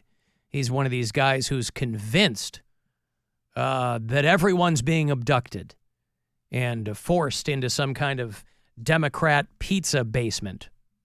That's Jim Caviezel in real life. There was a time where he was a legitimate actor, but now he basically shows up to do this kind of stuff. I guess it's called The Passion of the Christ Resurrection. Oh. But that was also the subtitle of an Alien movie, so do with that whatever you see fit. And a Matrix movie. Yeah. Are you going to hear my ones? A little recap of these? Yep. All right, so you got Passion of the Christ 2, Jehovah Strikes Back. Yep. Passion of the Christ 2, Pray Harder. Mm-hmm. Jesus Reloaded. Yeah. Passion of the Christ 2, The Winter Savior. Mm-hmm. I like that one. All right, Passion of the Christ. Oh, P2, Judgment Day. Yeah. Passion of the Christ 2, Christ Control. Uh-huh. Little nod to Cruise Control, Yeah. Speed 2. Yeah. To Christ, to Passion. I was going to say there's one with 2 twos in it. Yeah. To Christ, to Passion. My favorite is this one. I still know how you died for our sins last summer. So there you go. Well, listen, these are all, you should really submit these to Mel Gibson's production company. All right. And then there's Passion of the Christ 2, The Squeakquel. Mm-hmm. And Die Hard with a Passion. Mm-hmm. Well, Passion of the Christ is already 20 years old. Yeah. I guess I didn't think it was that in old. the Philippines, yeah. Okay. It's been out for a long time. And you'll recall it made a ton of money. 20 years ago. I've still never seen it. Oh, you've never seen it? No, because it's like I read the book. I watched it with my parents, and I cried. Because it's, I mean, this you knew it was going to happen. I did, but watching, he made that movie so graphic that I was like, and this was not, I was way past, being an active Catholic 20 years ago. Mm-hmm. But it was so intense watching this movie that I was like, oh my God. It was just, it reaffirmed for me at the time, by the way, that I do have something in there stirring around my black little heart. But yeah, that was an intense move. And that was like at home with my parents on the television. I didn't see it in the theater or anything like that. But I guess I didn't realize it was that old. Mel Gibson has been saying for a while he wanted to do another one. Yeah, now, I wrote those in 2018. Yeah, it's not like they have to write up a script. I mean, the story is all out there for you. They can just tighten it up. But maybe it'll be Jesus in Hell or something. I don't know. That's the beauty of it. The source material's all made up, so you can do whatever you want to with the film and the sequel. But Mel Gibson and Jim Caviezel were early QAnon adopters, which seems downright quaint now when you go back and think about how everybody was concerned about the rise of QAnon. It positively pales in comparison to what the MAGA dopes have whipped into popular culture. But Mel Gibson is still making movies. I mean, he's kind of like, you know how Nicolas Cage for a while was doing a bunch of movies you'd never heard of, and then a couple of them hit, and now Nicolas Cage is very sought after now. He's doing like marquee prestige projects again. Mel Gibson has got a lot of movies that you've never heard of. Most of them that he's in. I don't know how many he's directed. But he can go back to that Passion of the Christ well, because I think he largely financed the first one himself. He couldn't get anybody to pay for a Jesus movie, and so he's like, fine, I'll do it, and the last laugh will be on you, and it was. Yeah. Because he made $600 million. So if he had to bankroll this one, he could. His latest movie is him and Mark Wahlberg, Birds of a Feather, called Flight Risk. That's the most current movie he has directed.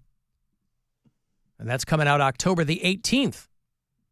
That's the one. Have you seen the trailer for that, Flight Risk? No. Where Mark Wahlberg is... Mark Wahlberg? He's a secret hitman. And he's wearing a bald cap. I feel like that's good to be. It's one of these movies where they give away too much in the trailer. You should probably be a secret hitman. You shouldn't be like, get out of my way, I'm a hitman. Who, me? I'm a hitman. And everybody knows. Yep, get out of my way. Yeah, so it's got him in a bald cap. No, I can park there. I'm a hitman. Mm-hmm. Actually, I want the not secret hitman movie now, the more I talk about it. Here's Mark Wahlberg in a bald cap, if you want to see the photo of him. Of course, he's in disguise. Mm-hmm. He's disguised as someone. But, yeah, it's one of those trailers. It's him. It's Topher Grace. That's a British actress named Michelle Dockery, who I think blew up from Downton Abbey. And it looks like kind of a Con Air ripoff, but the trailers now, man, they show you everything in trailers now.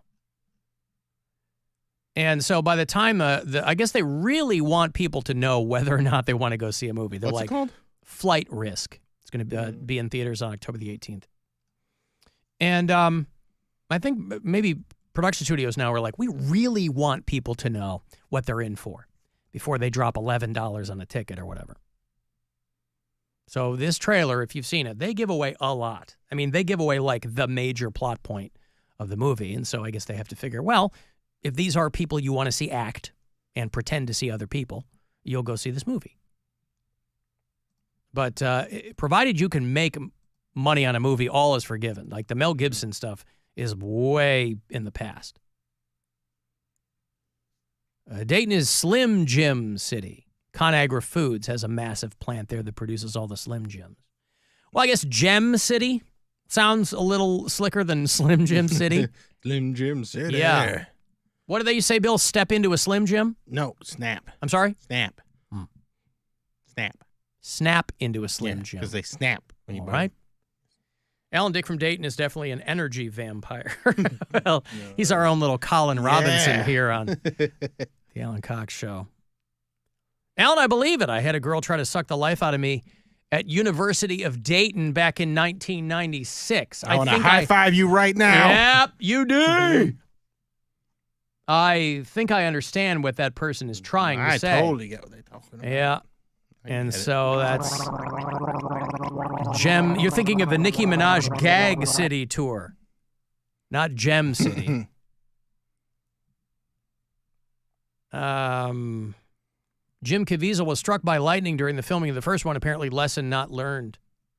Well, he probably got a pretty good cut from that movie.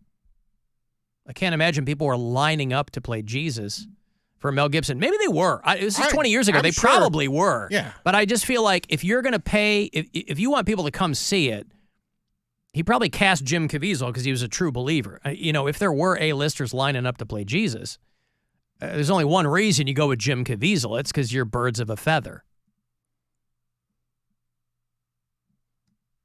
But it doesn't say when that movie is going to be out. Josh in St. Louis, hello. Hey, Alan, how's it going, man? What's up?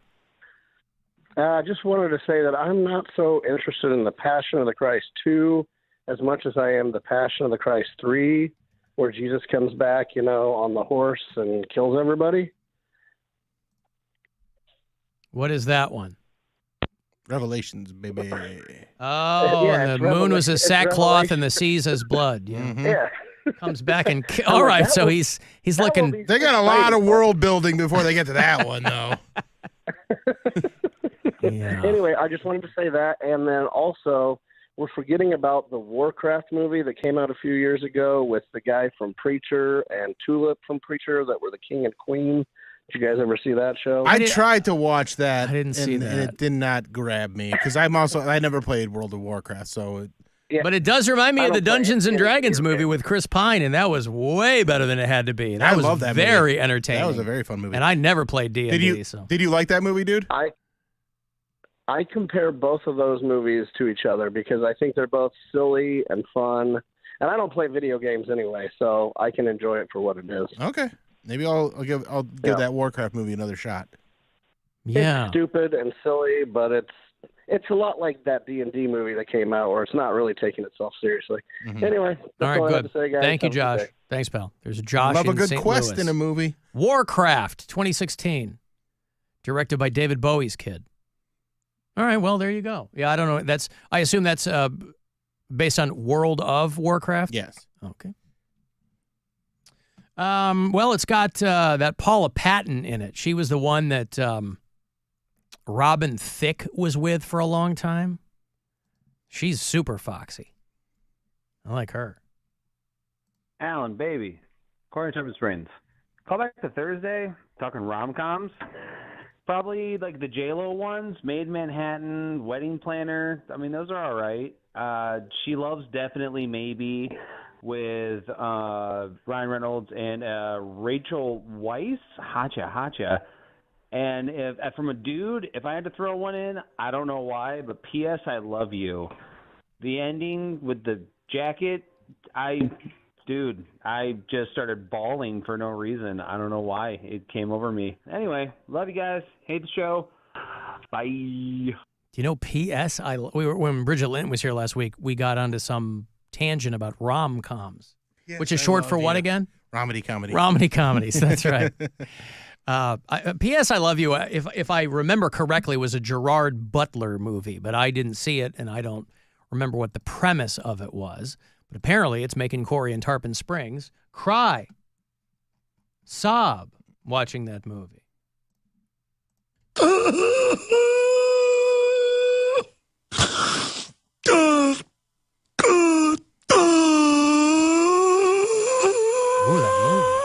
Hey guys, it's Matt in Macedonia. This is a message for Bill. How dare you, sir? How absolutely dare you besmirch the good name of the 1993 classic Super Mario Bros. I am in such a rage right now that if I were there, I would challenge you to fisticuffs. I would thrash you about the head and neck area, sir. Anyway, that's about it. Hate me, love you, have a good day, goodbye. Wow. How dare you? I don't know that I've ever heard anyone go to the mat for Super Mario I've had Brothers. other people DMing me and messaging me and emailing me going to no, it's a good movie. Really? I'm like, listen, you can like it.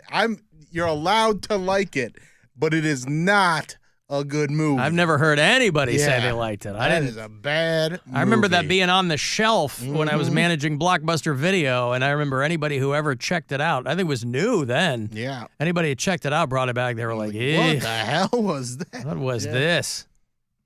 Yeah, all right. Well, listen, he wants to... they were originally trying to cast Tom Hanks in that movie. And it almost happened because Tom Hanks people know Tom Hanks from being, like an A-list Academy Award-winning actor. But he had a little lull there. Yeah, the Man with One Red Shoe. Well, I mean, what was his early 90s lull, though? He did like the...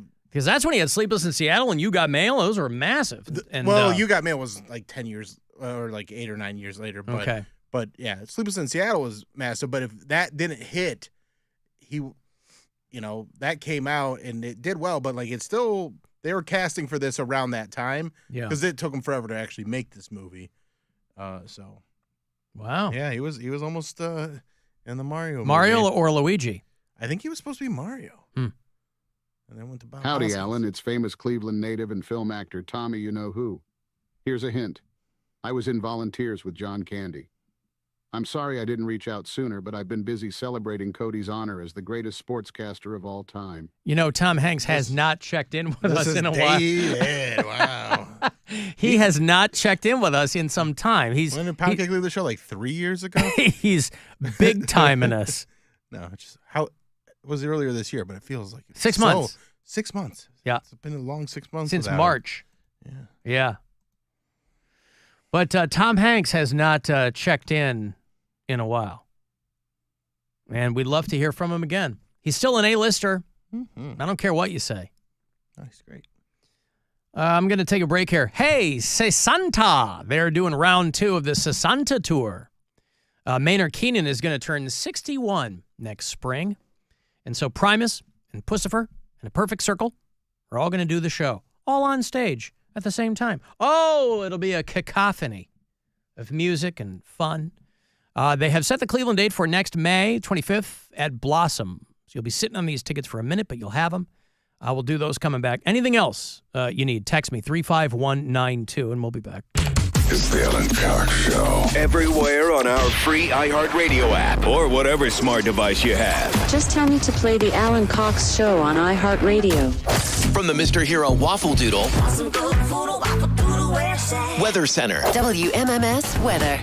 A slight chance of showers tonight and overnight, down to 62. Showers and thunderstorms tomorrow with a high of 74.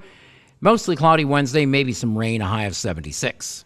This report is sponsored by Deacon's Chrysler Dodge Jeep Ram. Score big all season long with Jeep Adventure Days at Deacon's. Tons of inventory and incentives on new 2024 Jeep Grand Cherokees. Top-rated Carfax dealer 4 years in a row. You gotta make it to Mayfield because you'll always win at Deacon's. My name is Joseph Uten. I live in Washington Courthouse, Ohio, and I'm a Republican. I'm Carol List from Sunbury, Ohio, and so am I.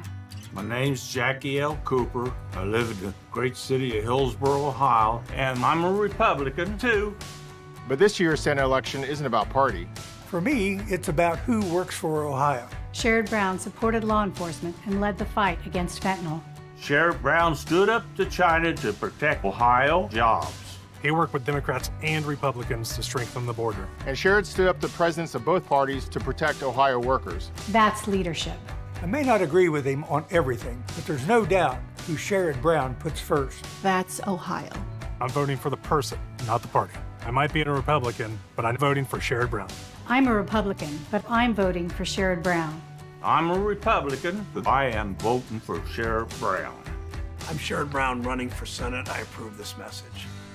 Paid for by friends of Sherrod Brown. Gone to the second deck! Josh Naylor. Josh Naylor and the Guards take on Yordan Alvarez and the Astros in the final regular season game, September 27th through the 29th. Get your tickets at CLEGuardians.com. Hey Ohio, exciting news! Dominion Energy Ohio is now Enbridge Gas Ohio. With 175 years experience delivering reliable energy, we're pleased to welcome Dominion Energy customers to our family. While the name and look of your gas company has changed, we remain your first choice for affordable natural gas. We're happy to be part of Ohio's energy future and look forward to serving you. For more information, check your bill or visit enbridgegas.com/Ohio.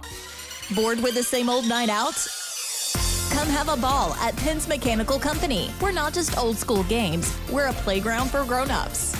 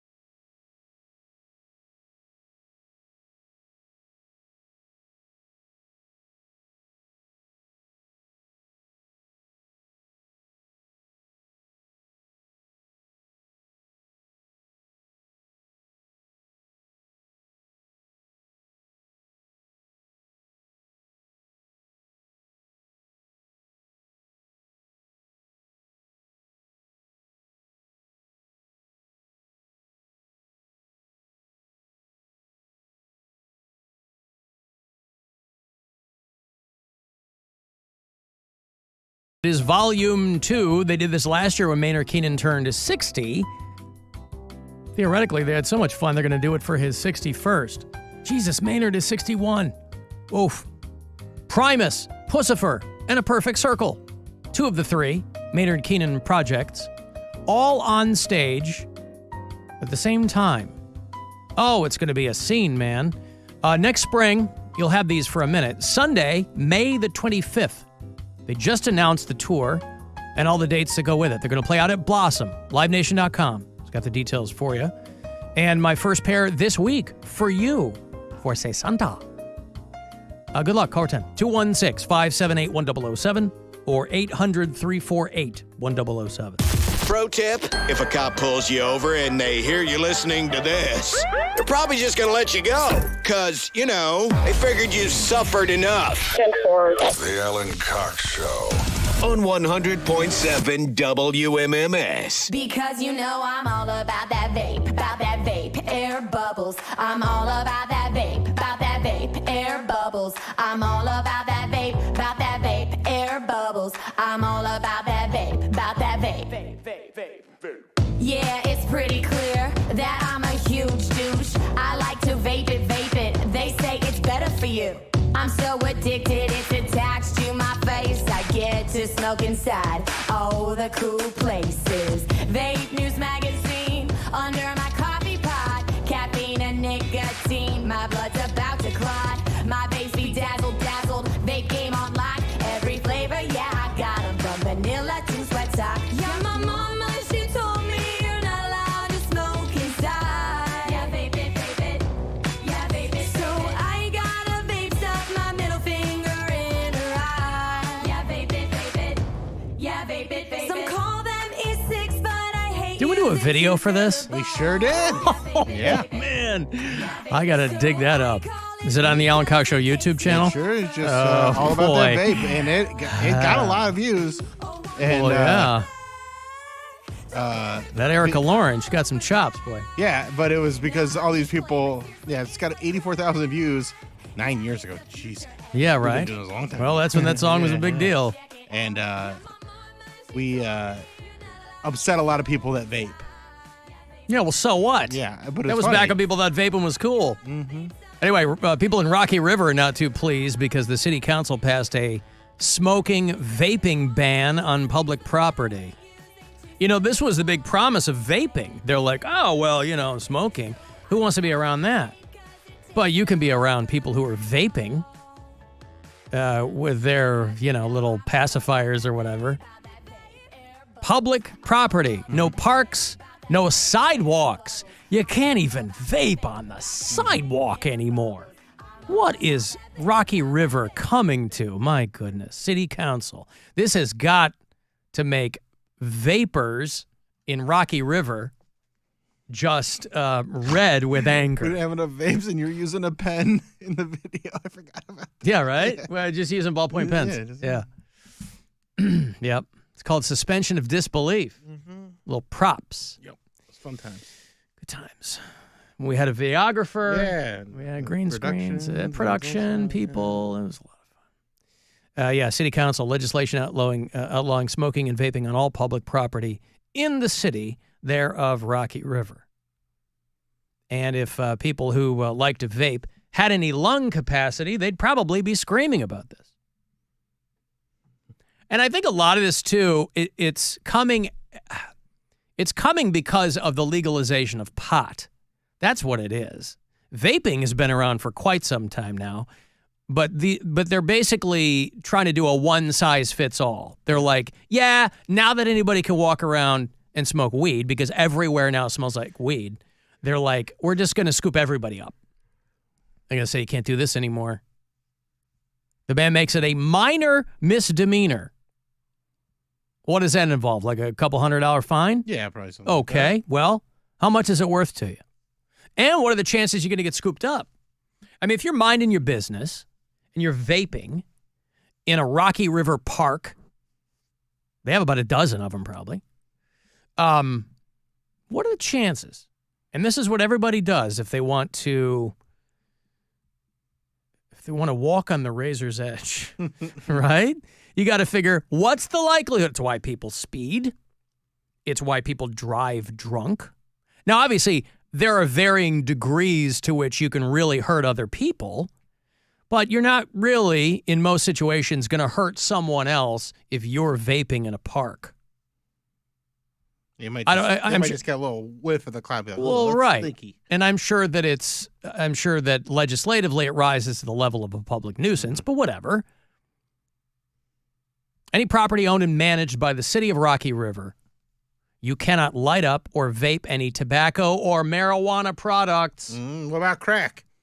Doesn't say anything about crack, and therein lies your loophole. Meth? What about that? Doesn't say anything about that either. So listen up, Rocky River crackheads. Meth ain't that bad. Rocky River meth heads. Bill Squire has just discovered a legal loophole for you. Hey, man, meth ain't that bad. Honestly, doesn't. Now, I would encourage people that smoke crack or meth to go and do it in Rocky River to send a message. Yeah. I'm not part of your nanny state. So, there it is. All 10 parks in Rocky River. The ban includes them. Parking lots. Oh, you kids after Rocky River High gets out, leaning back against your muscle car, having a vape. Sidewalks and tree lawns is what it says. It does not cover public streets. Well, there it is. Conceivably, if you're adhering to the letter of the law, you could stand in the middle of a public street and be just fine.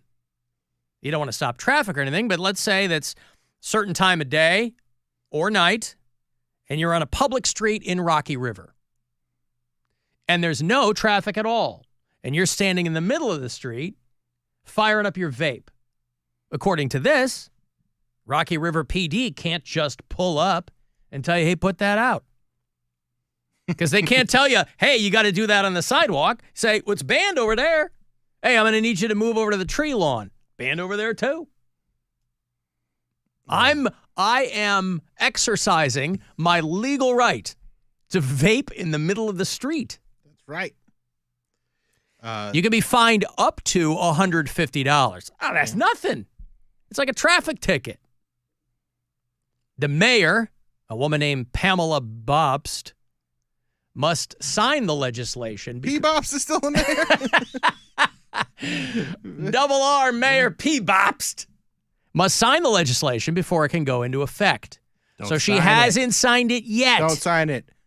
If you are truly, and this is what everyone... You sign it, P-Bobs. I'm going to start encouraging all the crack smokers to go and smoke in your city, and they're going to be known as Crack Rocky River. Crack Rocky River. There it is. Thank you, Tom. Yeah.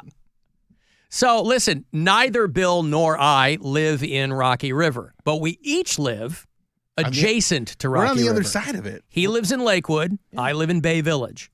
We are Rocky River adjacent. Mm-hmm. Now, I don't know what the demarcation line is. What Clegg? Is Clegg Road what separates Bay Village from Rocky River on my side? That means that if I were a vapor, I would stand there in Clegg Park right across the street. And I would stare into Rocky River and vape. And you there on Lakewood. What's the dividing line between Lakewood and Rocky River? Who knows? Somebody does. Riverside Drive? I don't know. One of those. Mm-hmm. And, so maybe upon further review, P-Bobst will not sign this. So, anyway, I don't know if there was a city council meeting to discuss this with the fine men and women of Rocky River. Rocky River's policies already bar smoking on all city-owned properties. Well, if it's already illegal, then what's this? They're adding vaping. Yeah, but that's already smoking. No, it's different. I mean, okay, different. Chemically it is, but people... It's different. It's not like people are like, I've never smoked in my life. I'm going to start vaping. I mean... Absolutely, there's people like that. Oh, come on. That's yeah. No. It's people who don't have the nuts to pick up cigarettes. Come on, go all the way. Who are you trying to fool? Right, but I'm saying you don't smoke, you're not the new vaping. generation of nicotine addicts came from vaping, not from smoking. No, I understand. That's what I'm saying. It's still, but it's not smoking. It's still You're not lighting a fire. It's a delivery system for nicotine. Right. So, well, in that case, would you say that like a Zyn is smoking? Because that's also a delivery system for nicotine. Yes. You say that's smoking. Well, okay, it's not chemically smoking, but it's done by people who want to smoke. A little pinch between your cheek and gums. People are like, I don't smoke, I just dip. Like they're not going to get little raisin tumors in their gums. I'm just saying the lengths to which people will go to convince themselves that they don't want to smoke. No, whether it's vaping or dip or it's the same thing with weed though. Like there's people you're hooked that on nicotine. If you like, I have friends that they don't like to smoke it, but they'll eat it or they'll do the vape pen because the smoke is too harsh for them. So they like the other ways to consume it. Well, now they're going to have to do that in the middle of the streets. Mm-hmm. And Rocky River is going to be the Walking Dead out there. There you go. Yeah. Well, anyway, again, I don't have a dog in this fight. We don't live in Rocky River. But if you are somebody who enjoys any of those activities and you live there, okay, and you thought you were getting away with it because you're like, well, I vape. We like to be. I don't smoke. And there are people that do non-nicotine vapes. Oh, and not weed either. They just like that. Well, that's the saddest of all. I guess. If you're not getting a high from it, then what's the point? At least that I understand. Mm-hmm. You're just sucking in flavored water vapor. What's the point of that? Somebody will need to explain that to me.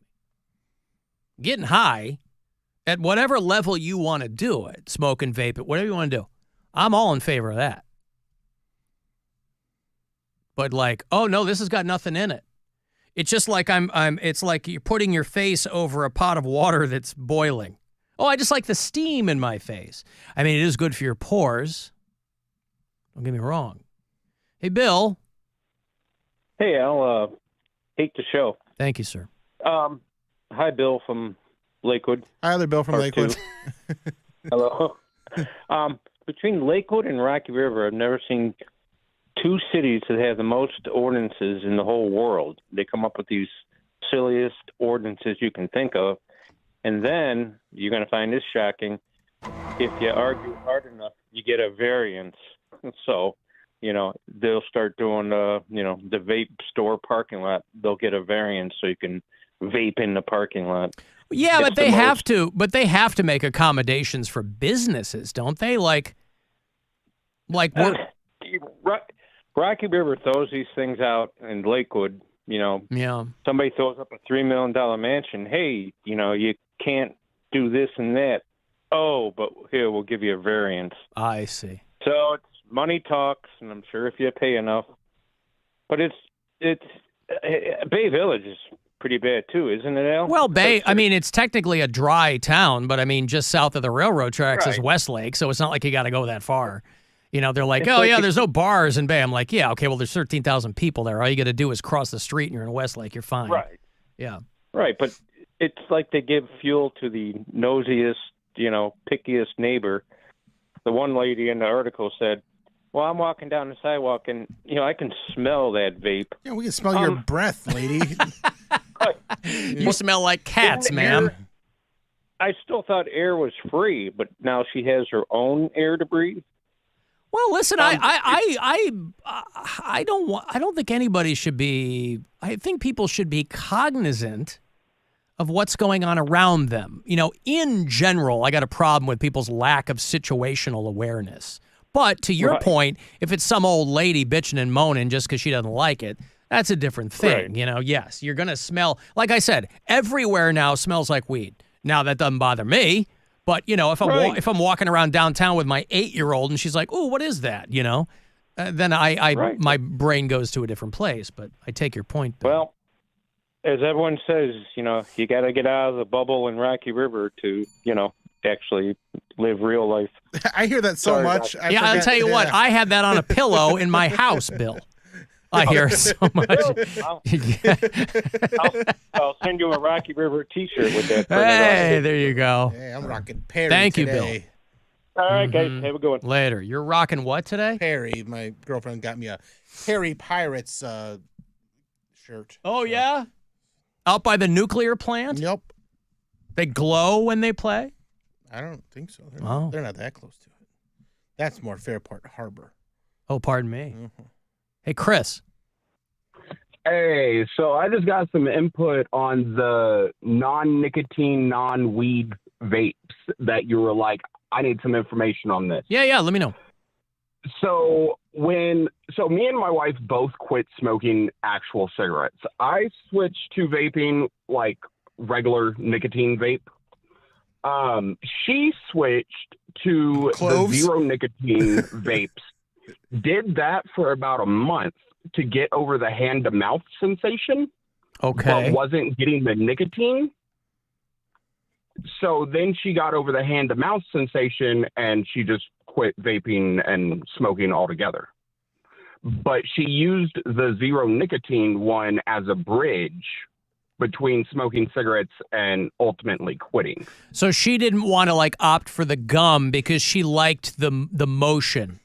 Right. Yeah. So when it comes to quitting smoking, there's two main factors that prevent people from being able to quit. It's the addiction to the nicotine and the actual hand-to-mouth movement. Yeah. That's why you see some people that quit smoking pick up eating like the grab-and-go bags of chips, and they'll just eat one chip at a time. It's because of that hand-to-mouth sensation. Or like some people have a toothpick or like a straw, or there's I get the oral fixation too. My thing though is I'm just thinking like if all of that you're saying makes perfect sense to me. I'm just saying that even if there's not nicotine in it, vaporizing a liquid to inhale it is not without its problems. So I guess my thought is just like, why wouldn't you just do the vaping with the nicotine? But to your point, for people trying to get off, I get it. But I would think that ultimately the point would be to get off the vape completely. Right. And, well, she did, and I'm trying to. And now what she has is every once in a while she'll get the craving for a cigarette. So we went out and bought her some CBD hemp cigarettes. Yeah. And, heck, we bought that pack probably 3 months ago, and it's still at least half a pack. So I like like when people talk about American Spirit cigarettes. You know, American Spirit finally had to come out and go. American Spirit had to come out and go, these are not safer than other cigarettes. Organic tobacco does not mean that you're not, because people are like, oh, no, it's good. It's like leaves. Like, yes, exactly. That's what tobacco is leaves. Okay, listen. Thank you, pal. I appreciate the call. There's Chris, he and his wife, answering my questions. Thank you. Yeah, listen, I'm the only one of my siblings who does not smoke cigarettes. I know it's very, very difficult. My thought was just, boy, if you're vaping, why are you just doing flavored juice? But, if you're trying to quit. Congratulations. Yeah, good luck. Good luck. Good luck trying to quit. Smoke weed every day. So if you're driving through Rocky River, let's say you're on Lake Road or you're on one of the Yosemite Ridge or something, take your time because you might end up seeing a group of people standing in the middle of the street with their heads surrounded by a cloud of vapor. And it's just they're trying to legally adhere. And again, this hasn't been signed into law yet. P-Bops hasn't put pen to paper yet and made this the law of the land. But again, they are just including vaping now into what is already on the books. But remember, you can smoke meth and crack there. It's a loophole. Mm-hmm. There's nothing in there that says that you can't. Although they did say smoking of all kinds. Hey, man, meth ain't that bad. Shut up. Hey, Henry. All right, Alan, I want to come in and say I am 22 years old. I graduated high school from... Oh, good for you. Okay. I graduated high school and from one of those cities you named, okay? And you said I brought that point where nobody goes and just randomly starts vaping. I disagree through the moon. In high school, that is basically the currency. You are going in there and you are going into a bathroom, and there is a cloud of smoke that you just inhale. I got hooked on it when I was 22, or not 22. So when I got hooked on, I was 18. I quit. I quit just a couple of years ago, and I did exactly what the previous caller said, where it was just the sensation of putting something in your mouth, 24/7. That's all I gotta say is basically when you put that first vape in, when you're like, let's say 16 or 17, you are hooked on that vaping, and it's not just cigarettes. You know what I mean? I know what you mean, Henry. You were trying to fit in. Yeah, exactly. And it's like it's crazy because there's so many. I like the music in the background. Hype me up. There's so many kids there. When you're at that young age, it's all developmental, and all you want to do is vape. So when you go in here and you say, "Oh, nobody just starts vaping randomly," I just disagree. I think that, and there's a reason why this government is trying to ban this. So I'm rambling. I believe you, Henry. Cut me off. Cut me off here.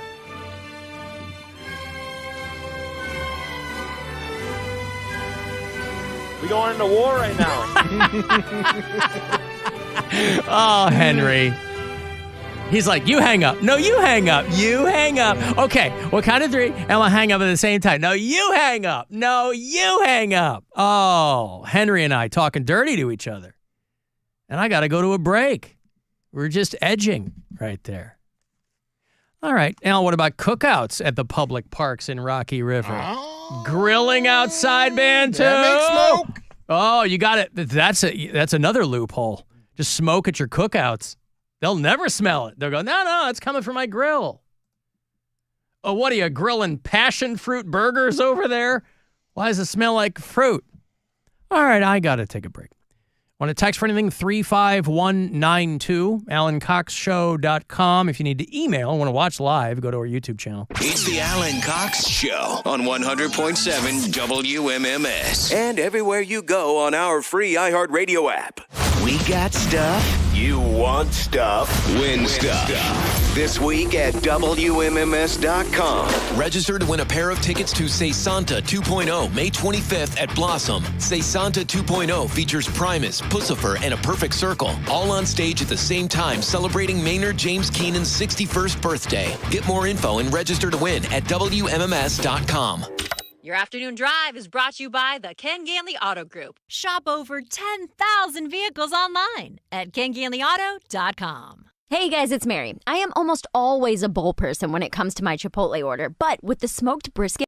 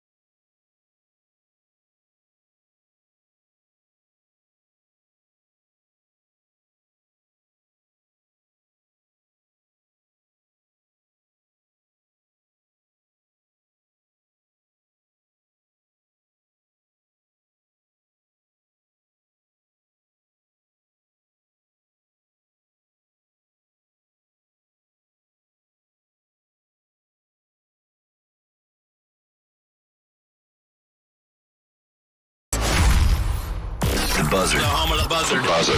This is 100.7 WMMS. Cleveland.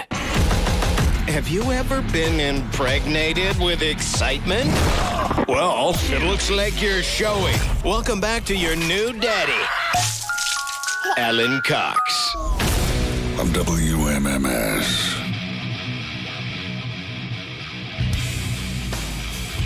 Oh, yeah. Guardians off tonight. Coming back from their last road series of the regular season. 3 against the Cardinals in St. Louis. Cards take 2 of those. Guardians back tomorrow night to play 2 against the Cincinnati Reds. Didn't that Joey Votto say he's done? Yeah. Is he hanging up his yeah, cleats? I think so. And then they will finish with the 3 games here at home against the Houston Astros on the 29th. That'll be the very last regular season game. So that's Sunday. 1 week from today, your September code word, promo code for CLE Clothing Company will run out. We'll have a new one for October. But you can use Guardian until then for 20% off whatever you want to get there, whether it's WMMS merch, that whole page full of that, and a variety of other things. To telegraph to people anywhere you go that you are from Cleveland or love Cleveland or have given the city of Cleveland more than just a little bit of thought. Wherever you fall on that spectrum, CLE Clothing Company will have something for you. In other baseball news, my team, the Chicago White Sox, has made history in Major League Baseball. Stupid White Sox. They are. They really are. Really are. I mean, what am I rooting for? Hilarious. I'm a believer in rooting for a team, whether they win or lose. Now, I fully understand, clearly you've dealt with this in Cleveland with the Indians and the Guardians and the Browns, everybody, right? I fully understand where people come from and they go, why am I going to support a perennial loser with my hard-earned money? Why am I going to buy tickets and overpriced concessions? I fully understand that. But I am also away from home. I don't get to go to a home White Sox game, right? I have to root for them from afar. And so that probably people that are in Chicago and they're not going. They're not going to those games. Those games. Nope. So the White Sox are tied for the modern day record of the most losses in a season. They're tied. For a long time, everybody was like, well, at least they're not the 62 Mets. And now they are tied with the 62 Mets. The San Diego Padres yesterday beat the White Sox 4-2. It's funny. You can't always count on being able to beat another team. Now everybody here is going over the Browns schedule with a fine-toothed comb. They go, oh, we should have beaten the Giants. And people who go into great detail on that stuff. Here's how this should all lay out. And you can't always count on that. But goddamn, if you were playing the Chicago White Sox this season, you knew you were going to go back home with 3 wins under your belt. It was a fait accompli. You knew it. Unless you were randomly the Red Sox or, the White Sox beat a couple of good teams. They probably put their worst players out there, the other teams. So the White Sox, who are at 36-120. Sorry. No, listen, it's hilarious. We laugh so we don't cry. No, I laugh. And the Sox had been ahead yesterday, right? Yeah. They had been ahead. I was peeking in. And then that was wiped out in the 8th. Yeah.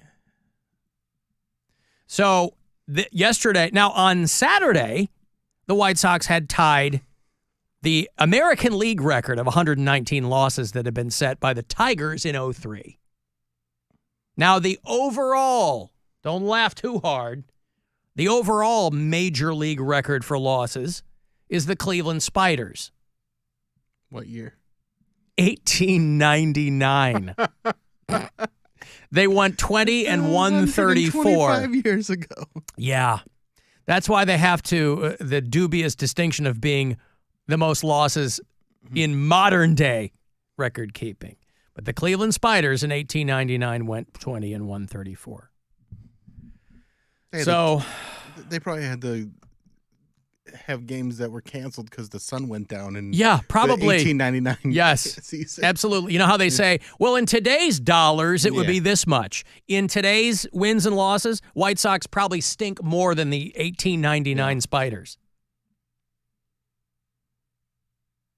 And, so the White Sox will play their last 3 regular season games. Now, math is a funny thing. I think these guys mathematically still have a shot at the playoffs. They'll play 3 home games there against the Angels. The Angels, another team that needed to win. We went over that math last week. Needed to win some games. Of course, Grady Sizemore is the interim manager of the Chicago White Sox. And these guys ran out of things to say a long time ago. They ran out of any kind of spin. They're just resigned to no loss is good. Things like that, right? No loss is good. Put that on the outside of Guaranteed Rate Field. Right underneath World Series champions 2008 or 5, whatever it was. I think 05 we won the World Series. Right under that put no loss is good. I think it's 2005. So there's no spin to put on this. Yeah, 2005. It's right there on Guaranteed. Because you guys had a pretty long drought, too. Oh, yeah. And it was right after the Red Sox won in 2004, and you guys won in 2005. Yep. Yeah, so anywho, that's what's going on. So much more exciting and gratifying to be rooting for the Cleveland Guardians, my B team. That's why at least for me, that's why I have an A, B, and a C team. And I have a National League team. Because you've got to be able to turn your eyes to something that can get you excited, you know? And people need something to be proud of. And here in Cleveland, Ohio, it's currently the Guardians. Alan, I remember when the Astros were 100-game losers not even that long ago, and now look at them. Yeah, well, when you're banging garbage cans to reverse your fortunes, funny how that works. Cheating. Yeah, funny how that works. I wish somebody over at the White Sox had said we really need to cheat this season, especially since they're planning on bringing all these scrubs back. They're like, no, we don't need any lineup changes. We just need to really drill down and figure some things out. Okay, good. Because all these other teams that have been kicking your ass all season, they're not changing up their lineups either. Because they don't need to. So, I don't know what you think's going to be different, but all right. Grady. I've got some kids. Yeah, not a great audition. What's that? Not a great audition to be the full-time manager. Nah, he was just next in line. Kids Corner! I don't think he wants to be there either. They are having some problems out there in Greene, Ohio. I don't know that I've seen a lot written up about this, but I saw this. This is where Bridget's from. This is where our friend Bridget Linton, she's an alumnus of Greene High School. That's her hometown. She is from, she's the first person I sent the story to. I was like, what's going on here? Did you see this out in Greene, the homecoming controversy? No. Some students have been disciplined. And again, people who live out in Greene have told me this is not surprising. And nobody's shocked by this, but you still kind of cock your head and go, really? You know, over the past decade or so, in the age of social media and everybody having a camera everywhere they go now on their phones, homecoming proposals and things like that have become a thing, right? Promposals, that's the portmanteau for people who are going to go to prom. It can range from, you know, a pithy sign to choreographed dances, whatever, for the lulz. Out there in Greene, Ohio, there were a couple of dudes with a hatchback to the car open. And they were framing what looks like a white piece of poster board. And because these people are minors, they blur their face out. right? But this went on Snapchat and then made the rounds. And their sign said, if we were black, we'd be picking cotton. But unfortunately, we're white, so we're picking you for HOCO, which is short for homecoming. And you go, you missed a lot of other ways you could have gone to land on this. So I don't know how important it is that you go to homecoming with a creative guy, but this ain't it. If we were black, I'd be picking cotton, but unfortunately we're white, so we're picking They're you sending two different messages for homecoming. Because is it racist? Yes. But then they say, unfortunately, we're white, so they wish they were black. Maybe they want to pick cotton. But also, that's... And here's the... So that's... Okay, again, something like this is not unprecedented, and we are the Florida of the North up here, so no big shock. But the thing that always interests me is the parents who want to stay anonymous... Of course. ...out of fear of retaliation. Think about that. I don't want people to know who I am because there's a lot of people around here who get mad if we criticize this sign out there in Greene, Ohio. 3 to 4 times a week, one parent said, my kids come home expressing that somebody has either thrown the N-word around or calling students of color brown skin or brown girl. She claimed her... I mean, imagine being black in Greene, Ohio. Again, I've never been there, but if there are people who are like, yeah, we don't want to publicly criticize... Wish we had Bridget here a today racist to speak on dance this. proposal. She could give us insight into the community. Yeah, well, I don't know. How diverse or not diverse it may. But I can't imagine she's so sweet. I mean, I can't imagine she would have any kind of insight into something like this. And obviously, the school has to put out this big announcement that this is our values and blah blah blah. This is not representative. Whatever. And again, that's what the school has to do. And but. Just when you see something like that, it's to the point where you kind of roll your eyes. Nobody's shocked. But how did you land on that? I mean, did you just learn about like the antebellum South? Yeah. In history class, you're like, they're sitting around these two dopes. I got nothing. What do you want to do? How about the picking cotton thing? All right. So Greene, Ohio, and of course the photo goes viral. But I haven't really seen too much about it. I saw the photo last week. I think a listener who lives in Greene pointed me to the photo, which by that time had already started to make the rounds. It was originally posted to Snapchat, but I haven't seen a whole lot about that. But they're cleaning up the mess out there. Now, of course, the huge cliffhanger. I know what you're saying. Did she say yes? Did she say yes? Both young ladies. It's two guys holding up, unless they're both asking one girl. And listen, you know your people. So these two dudes, I don't know. Are they asking out black girls? Are they asking out white girls? You might see a sign like that and go, well, obviously these guys are asking out white girls. Not necessarily. The most amazing thing to me is how casual, and you black kids know this, is how casual and almost so casual to the extent that it's not even malicious the way a lot of white kids talk in high school. And you can't throw it at the feet of like, oh, they're listening to the rap music. That's been a lame argument for 30 years.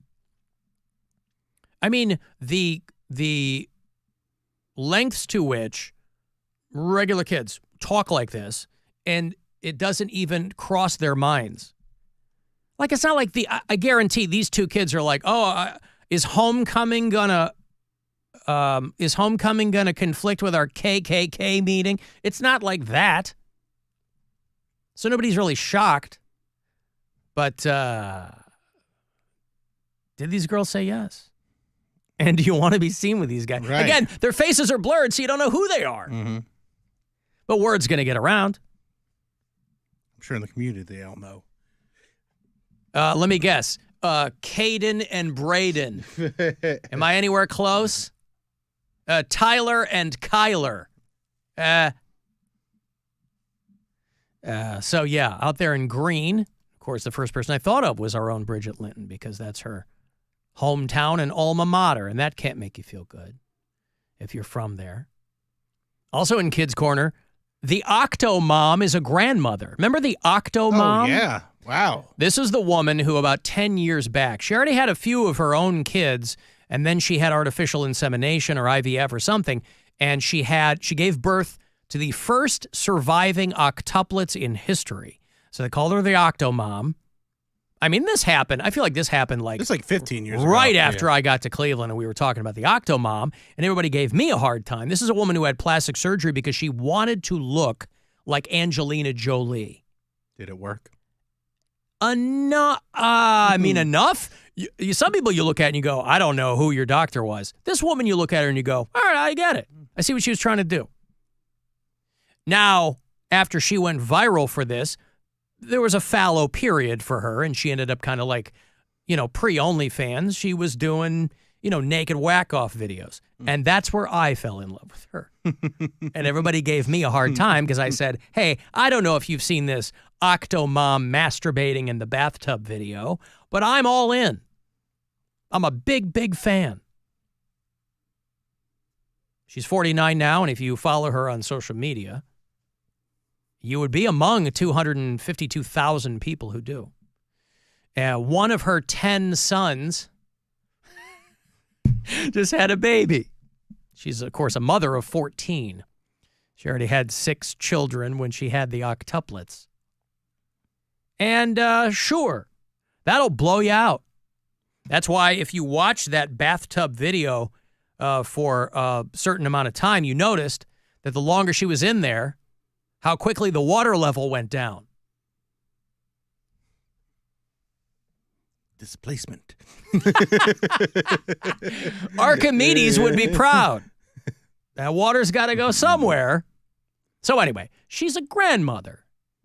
And she's 49. And I think she looks pretty good. Her 21-year-old son, she did let that slip, or she mentioned that he had just turned 21. And he's a dad now, and so that makes her obviously a grandmother. And imagine you're one of the Octo Mom's kids. People can point and give you a hard time, but by most accounts, she's been a real good mom. Despite using her womb as a school bus, but her body, her choice. But again, a good mom in the sense that all these things people were giving her a hard time for, she was doing to make money. The nude photo shoot. She was doing some porn. She was doing like celebrity boxing, right? Yeah. She tried to trademark the Octo Mom thing, and I don't think that worked. But so she had to support these kids. And whatever you think of what she gets to spoil her grandkids. How she ended up with all those kids, that's a whole other thing. Hey, Brett. Yes. What's going on, Brett? Just driving home from work. I heard your conversation about Green, Ohio, so I just kind of figured I'd chime in because that's where I live. Please do. It has been largely a farm town community for a pretty long time, and it is an up-and-coming area just south of Akron. Yeah. So it's I'm not surprised that there would be some of that thought process there, but it is a very mixed community. Well, yeah, clearly, because there are, they quote parents and students who are not white. Who are talking about, like, this is not an uncommon thing. But again, to see it written out as part of a homecoming proposal is, there's something that's pretty ridiculous. Well, it's weird. I mean, it's definitely weird.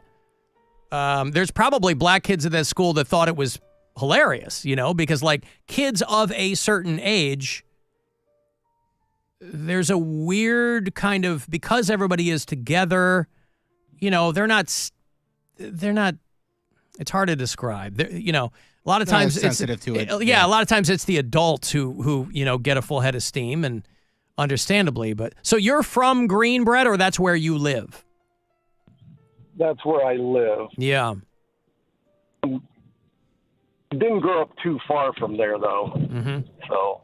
Well, again, maybe this thing isn't really blowing up other than, briefly on social media, because I just haven't seen that much about it. And when I first saw it, I was like, oh, my God, this is going to be national news for a week now. And it's all anybody's going to know about Green, Ohio, So, okay, thank you, Brett. Exactly. Yeah. All right, take care. Thank you, pal. Appreciate it. There's Brett, Green, Ohio. Yeah, okay. Congratulations. I've got to take a break here. I'm a little bit late. What do I have? Oh, food for you. You got plans for dinner? Well, break them. I got food for you from Original Steak and Hoagie. Tailgate Party Pack. Ooh, how about that? I'll get you some food here coming back. 35192. Text me for anything else, and we'll be back. This is the Alan Cox Show. Everywhere on our free iHeartRadio app or whatever smart device you have. Just tell it to play the Alan Cox Show on iHeartRadio. iHeartRadio brings you Global Citizen Festival 2024 from New York City at Central Park's Great Lawn. Live performances from Post Malone, Doja Cat, Jelly Roll, Benson Boone, and more. Join the movement to end extreme poverty now, one action at a time at globalcitizenfestival.com. Hear the entire festival live on the iHeartRadio app all day this Saturday, and the best of the best moments on the free iHeartRadio app's Hit Nation station, Saturday night at 9 Eastern, 6 Pacific. From the Universal Windows Direct Weather Center, WMMS Weather.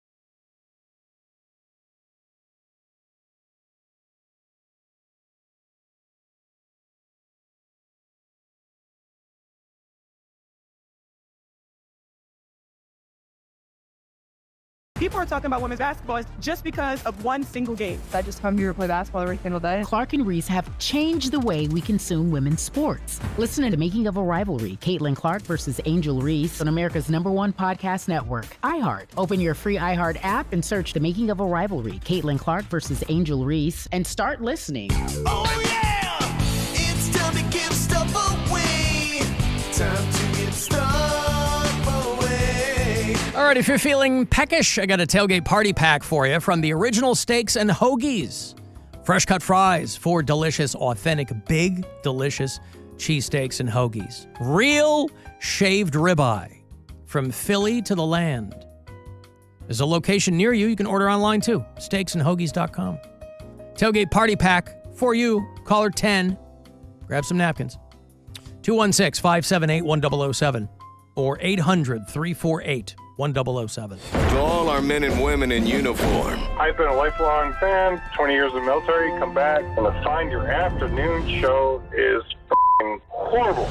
thanks from the Alan Cox Show. Horrible. On 100.7 WMMS. Hey, I am going to have the Sonic Temple tickets for you, by the way, next week. They announced Metallica doing 2 nights of the 4, Friday and Sunday. They will have Rob Zombie and Alice in Chains opening, respectively. So next week, for everybody hitting me up, you can have Sonic Temple tickets. I am. 4-day VIP field passes.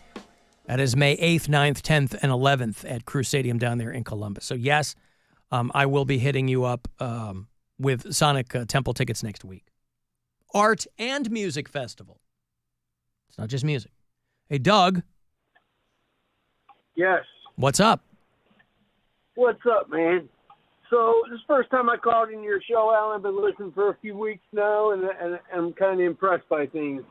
So anyway, I heard what you said about the people in Greene, Ohio. I kind of live in a community similar. North Ridgeville, Ohio is about the same way. Maybe a little bigger city, but they kind of have the same ideology.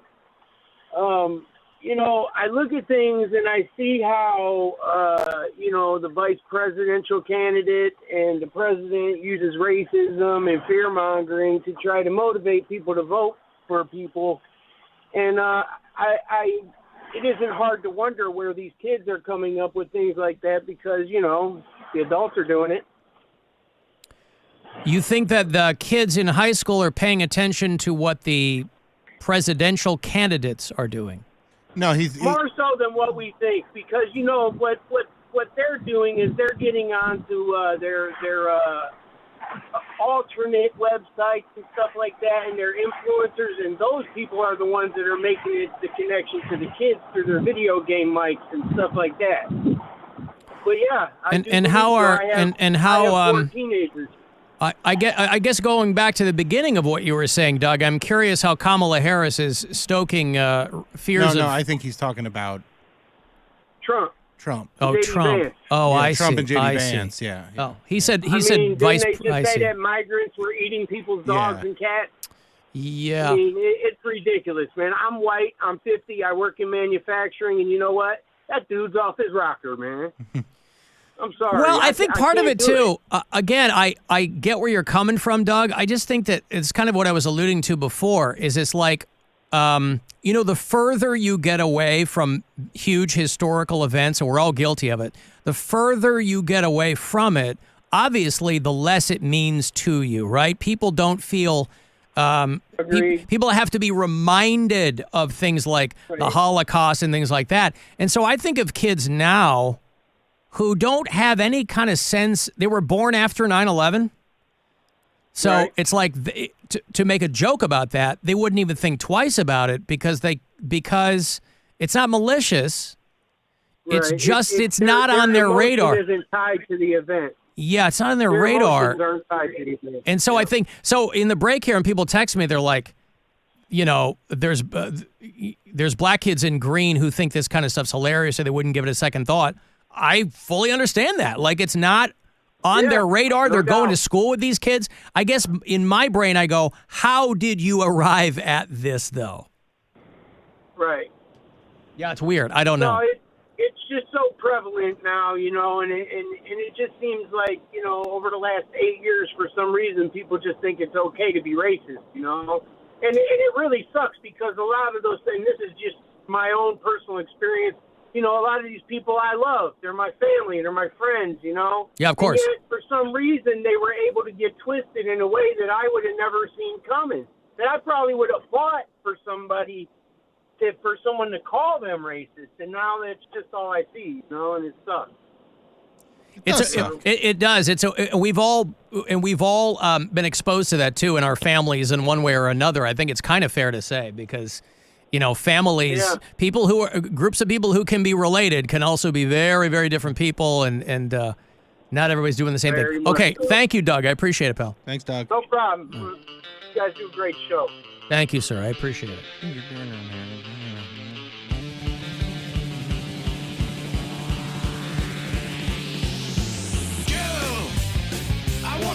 Do a boat show. Oh. You sent me this video of this girl calling the gay club. Let's go. Is this real? I don't know, but it was very funny. This girl on Instagram, all her videos, though, are like wasting scammers' time, though. So she's an Indian girl, and she's like, I call Indian scammers and just keep them on the line and waste their time. So maybe it is, but she calls, and obviously she's goofing around, but she's trying to not laugh. She calls a gay club on speakerphone and says, "Can you ban my husband because he can't stop going to your club?" And we have 5 kids. Yeah. Oh, and my gosh. The guy's like, "Ma'am, I'm not." I'll just play this here for you. I'll put it on my Instagram story if you want to hear the uncensored version at Bill Squire. Well, I don't think this is. I'm thinking that's what I'm going to play, right? Well, don't play the whole thing because there's definitely some F words and the other F word in it. Well, it's got a gay slur in it, but there's no F words, are there? I'm pretty sure there was. Well, okay, I'll dump it if it happens. But I listened to it this morning. I thought that there is a gay slur in it, but she's talking to a guy at a gay club. Well, the gay guy says it. Hi, I was wondering if a man with the name Abdullah Ibrahim was at your strip club last night. I'm sorry, ma'am. We're not in the habit of taking the names of our clients. I was just wondering if you can ban him. Ma'am, we don't even get names of people who are coming in here. We're not banning anyone. I'm sorry. No. I'm his wife, and he keeps cheating on me with twinks from your club. I need him to stop. Ma'am, that is a very serious accusation. But we have 5 kids. Can you please get him to stop? Ma'am, your fertility has very little to do with my job. She's really laying it on thinking she's like covering her face so she doesn't laugh. Well, because his responses are so he's somewhat professional still, but he's very funny. So like the response of your fertility. It's not his first rodeo, as it were. This person is coming to our club. He is doing so with his own free will. This really isn't our problem, ma'am. It sounds like maybe you want to speak to a marriage counselor. But it's 5 kids. Ma'am, I'm pregnant. I can't. Wait, sorry. That's okay. Wow. How long have you known he's been coming to our club? He missed the birth of our 4th child because he was at your club and he used my credit card. Girl, this is honestly starting to feel like a bit of a non-consensual trauma dump. You are obviously very A non-consensual trauma dump. Such great language there. Oh, man, I'll tell you what. If you knew that he was coming to our club and you made more babies with him, I don't even know what you're still doing with him. Is he rich? He's really poor. Girl, you have got to make better decisions. Either way, I don't think... He's really poor. I don't even care. What do you do with him? I don't care if this is real or not because it's still very funny. If it's real, it's well written. Yeah. I can Or help fake you. is real. Is this person a threat to our community in any way? No, but he just won't be loyal to me. Well, so long as he's a loyal customer, ma'am, that's the only thing. We're a business. What is wrong with you? I'm just asking you to ban him. Like, why can't you do that? What's wrong with me? What's wrong with you? I'm not the one who's making 5 babies with a faggot, sweetheart. You're the one. All right. That's but she's like holding her nose and covering her mouth and oh God. Making 5 babies. And it goes on and on and on. I don't know that there are other F words in there, but I don't remember. Oh. That was the She falls off showstopper. her chair at the end. Yeah, that's pretty good. That's funny. But most of her videos are all like, oh, I'm calling Indians scammers and wasting their time. She's kind of cute. Yeah. Czar the effing star is her handle there. Stand-up comedy, Bill. That's what her bio says. Oh, I do stand-up comedy. comedy. You do? Yeah, it'll be at Retro Inc. in Wadsworth this Saturday. There's only a few tickets left, so get them. Let's sell it out. Get that sell out. Well, all her shows are in Canada, so I bet she's Canadian. She'll be in London, Ontario. Oh, these are all early September dates. Anywho, she's a comedian, too. Come see me live on tour. All right, well, yeah, that's kind of funny. You know, remember we used to play a game called Steakhouse or Gay Bar? Yeah. Because they can be very similarly named. And the conceit of the game was that, it's hard to tell if an establishment is a steakhouse or a gay bar. And hilarity would ensue. Do you think hilarity would still ensue? Yes. I honestly I think we should bring these back, but actually bring people in to the Duncan Performance Studio and do it there. Oh, do yeah? it live. Just take like once a quarter. Yeah. We'll make it a big thing and have a game show in there. Send out an email. Yeah. Hey, anybody who wants to play Steakhouse or Gay Bar We'll on get the some Alan Cox prizes. Show today. We can make it a whole thing. Well, do you want to test it out? You'd be the only contestant, but... I mean, right now. Yeah. Yeah. You want to test it out? We haven't played this in a long time. Why don't we get someone to call in and I'll play against somebody? Okay. Somebody want to call and play Steakhouse or Gay Bar against Bill. Let's go. At 216-578-1007 or 800-348-1007. Connor, whoever calls in first, somebody calls and wants to play against Bill in Steakhouse or Gay Bar, you can just put them on hold, and then I'll pick them up, and you two crazy kids can go at it.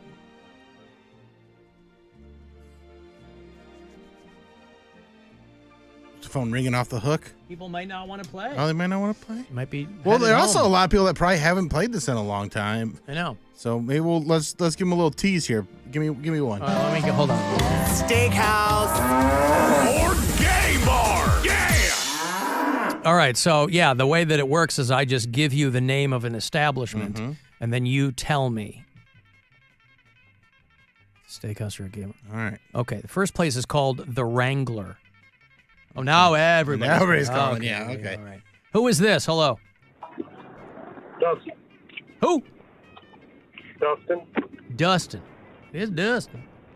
Dustin, we're going to play Steakhouse or Gay Bar. You know how to play it? Yeah. All right. All right, well, the first one is The Wrangler. Bill, All right. this goes to you. This one goes to me. All right. Yep. I'm going to go Steakhouse. I'm sorry. All right. The Wrangler was a gay bar. All right, Dustin, are you ready? Yes, sir. Okay, the place is called Claim Jumper. Claim Jumper. Gay Bar. Sorry, Claim Jumper is a steakhouse. Bill, you ready? Yeah. Okay. I'm just going to go down the I mean, through the callers here. Oh. Right? We're gonna, should I keep Dustin? Because he got one wrong. Okay, so got a new. Let me go to Liz. Yeah. All right, Liz. I'm here. Okay, Bill, this one goes to you. All right. So far, nobody's gotten one right. Ben and Jax. I'm gonna go. Ben and Jax. I'm gonna go Steakhouse. You're gonna go Steakhouse. Yeah. All right. Ben and Jax is a steakhouse. Again, I wish I knew where these places were. Hey, Liz. Yes. Your establishment is called Triple George. Triple Gay bar. George. Sorry, Liz. That is a steakhouse. Hey, Willie. Okay. Hey, Victor. Yes. You want to play against Bill? Yes. Okay. This next one is yours, Bill, right? Yeah. Liz got one wrong. This one's called Hole in the Wall. Gay Bar. Hole in the Even Wall. if it's yes. It would be a great name for a steakhouse, but it's okay. Hole in the Wall. A little on the nose. Yeah. All right, Victor, yours is Tavern on K-Mac. Steakhouse. Let's see. Tavern on K-Mac. It's a gay bar. I'm so sorry, Victor. I guess they're trying to keep it kind of on the DL. Hey, Tia. Hi, what's up, y'all? Hi, baby. You ready to play Young Bill Squire and Steakhouse? Absolutely. We haven't played this in a long time, so. I never played it. I'm excited. All right, Bill, this next one is yours. The Townhouse. I'm going to go Gabar. Yeah, the Townhouse. Gays love townhouses. Is a Gabar. The Cracker, even better. All right, Tia, yours is an establishment called Hindquarter. Now, this one's great. This one's a perfect. This is tougher than you think it's going to be. I don't know what it is either, but this is a coin flip. Hindquarter. Hindquarter. I'm going to go gay bar. Hindquarter, a steakhouse. Thank you, Tia. So sorry. Hey, Tony. Yes. Are you ready? I am. All right, Bill, the next one goes to you. I'm on a little bit of a roll here. BLT Prime. I'm gonna go Steakhouse. Ooh, sorry, BLT Prime. Butt lettuce and tomato. All right. Buys lesbians and transgender patrons. Yeah. All right, Tony, yours is 168 York Street. I'm gonna say Very gay bar. vague. It's just an address. 168 York Street. I'm gonna say gay bar. Sorry, boy, the callers are not having any luck whatsoever. Hello, Mike. Yo. Are you ready to take on Bill Squire? Oh, I'm so ready. All right. Bill, the Cork and Cleaver. Steakhouse. Sorry, the Cork and... Sometimes, yeah. Sometimes you just never, ever know. What a bummer. All right, Mike, are you ready? Hit me with it. All right. Juicy Lucy's. I'm gonna go gay bar. He's gonna go gay bar. I think it's a steakhouse. It is a steakhouse. Oh, I'm so sorry, Mike. Hey, Allie. Yes, Are you ready? I am. All right. The next one goes to Bill Squire. Are you ready, Bill? I'm ready. Envy. ENVY. This one feels almost too easy. Yeah. Which is what throws me off. But I'm going to go gay bar.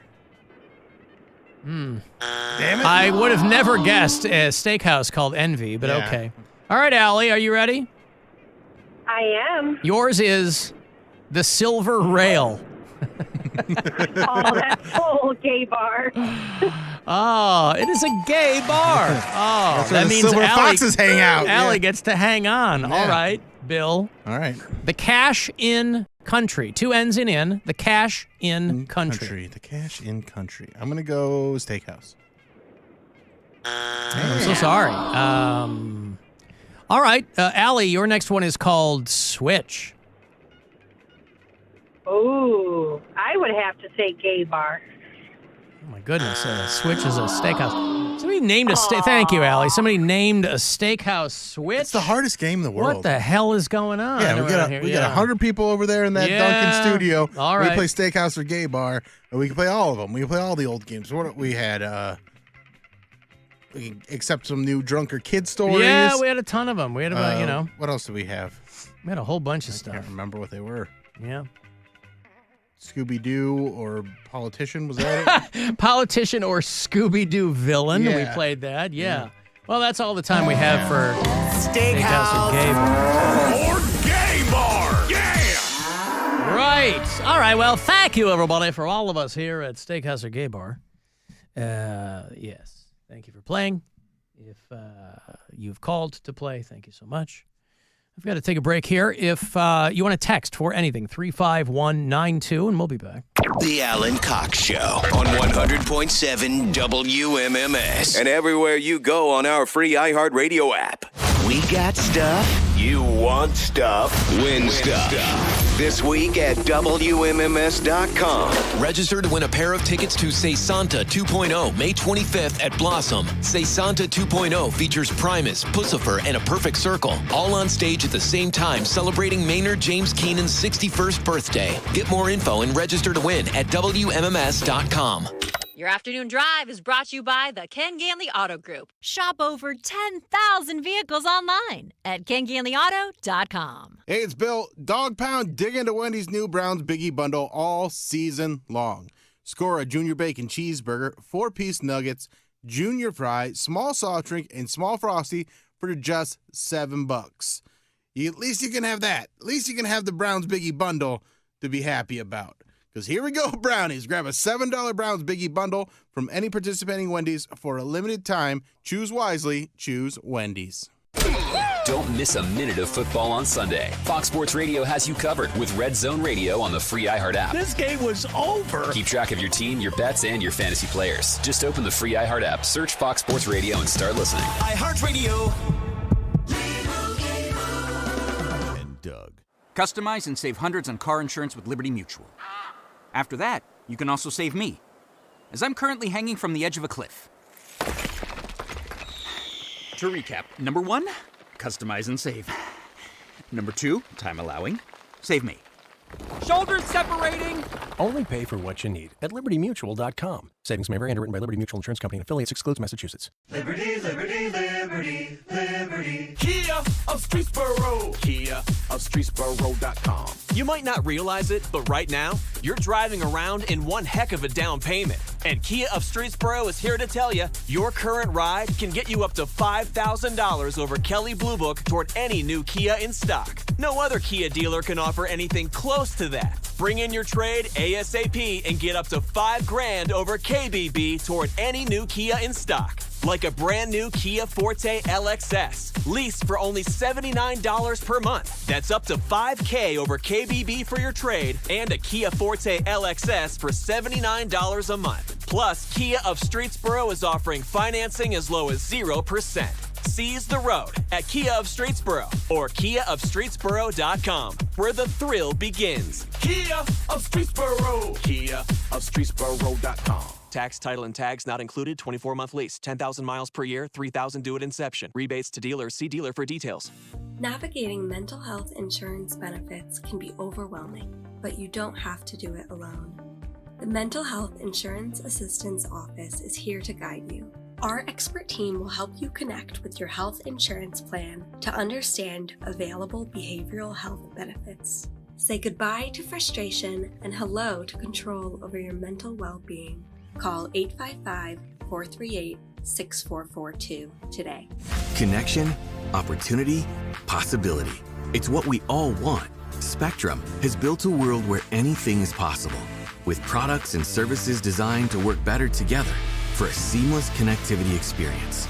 A connection to family and friends, a connection to education, and a connection to new opportunities. So there's no limit to how big we can dream. That's Life Unlimited. That's Spectrum. Sherrod Brown says, I'll work with anyone to protect Ohio. But what Sherrod Brown does in D.C. has not protected Ohio women and children. Brown voted multiple times to allow transgender biological males to compete in girls' sports. Not only unfair, but risking injury to female athletes. Brown even introduced legislation to allow transgender biological men into girls' locker rooms. And Brown would allow puberty blockers, even sex change surgery for children. Worse, Brown introduced a law to force women's domestic violence shelters to accept transgender biological men, inflicting more trauma on abused women. So when Brown says, I'll work with anyone to protect Ohio, Sherrod Brown is not protecting Ohio women and children. In fact, he's endangering them. Ohio deserves better. Senate Leadership Fund paid for and is responsible for the content of this advertising. Not authorized by any candidate or candidates committee. www.senateleadershipfund.org. Order like a champ at Raising Cane's. With tailgates of hand-battered chicken fingers and cane sauce and jugs of freshly made tea and lemonade, you can guarantee victory for every game day meal. Raising Cane's Chicken Finger, one love. Order online or on our app. Hey, it's Rover for Universal Windows Direct. Football season is here, and no one is prouder to partner with the Cleveland Browns than Universal. But football season brings cooler weather, and it's time to upgrade your home with new energy-efficient windows with Super Spacer technology. And Universal Windows Direct backs it up with a true lifetime warranty for as long as you own the home and 20 years to the next homeowner. For every 2 windows you buy, you get 2 free and 0% financing for 60 months. Restrictions apply. 216-243-6648 or go to UWD.com. You'll be saying, I love my windows. Whether you own a local business or a global one, you're always looking for ways to position your operation to create opportunities and move on them faster. With Bank of America, you get access to experts, award-winning insights, and business solutions so powerful, you'll make every move matter, locally and globally. Visit bankofamerica.com/banking for business to learn more. What would you like the power to do? Copyright 2024 Bank of America N.A. Okay, everyone, what did you think of the chocolate bar? It's too chewy. Feels kind of chalky. Too much nougat. I need to go brush my teeth. Business is booming for Steph's small marketing research firm. After all these focus groups, there's only one conclusion. I need more researchers. And she's way too busy researching Does this have peanuts? to waste time researching resumes. I need Indeed.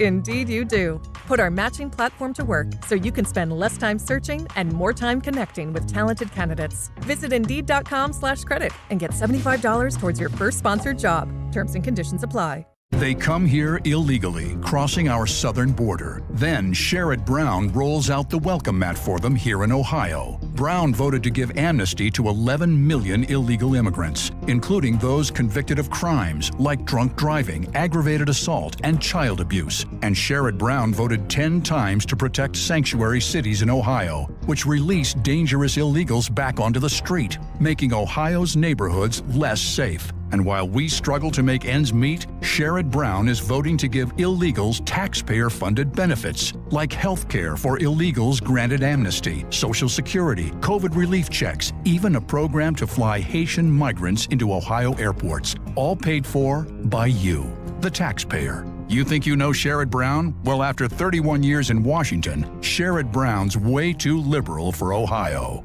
American Crossroads paid for and is responsible for the content of this advertising, not authorized by any candidate or candidates committee. AmericanCrossroads.org. Traffic. From the Elk and Elk Traffic Center, if a medical mistake caused you injury, call Elk and Elk at 1-800-ELK, Ohio. The traffic collision on the outbound East Shoreway 90 East before Babbitt is gone. All lanes are available. Traffic, though, is recovering from almost Eddy Road, but dissipating quickly. A train is stuck on the tracks north of Bagley Road between Fitch and Columbia. Expect major delays in the area. Jackie Robertson, the Traffic Center. This report is sponsored by USPS Ground Advantage. Simple, affordable, reliable. Every business faces challenges, but shipping shouldn't be one of them. Turn shipping to your advantage with USPS Ground Advantage from the United States Postal Service. Learn how at USPS.com/advantage. USPS Ground Advantage. Simple, affordable, reliable. This is The Buzzard. From the Bath Authority Studios. 100.7 WMMS, Cleveland. Hey, you with the good taste. What the hell you doing here? It's the Alan Cox Show on 100.7 WMMS.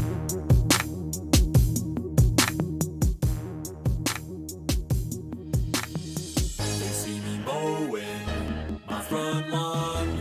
I know they're all thinking I'm so white and nerdy. Think I'm just too white and nerdy. Think I'm just too white and nerdy. Can't you see I'm white and nerdy? Look at me, I'm white and nerdy. I wanna roll with the gangsters, but so far they all think I'm too white and nerdy. Think I'm just too white and nerdy. Think I'm just too white and nerdy. I'm just too white and nerdy. Really, really white and nerdy. First in my class there at MIT. Got skills, I'm a champion of D&D. MC Escher, that's my Remember when Chameleonaire covered this?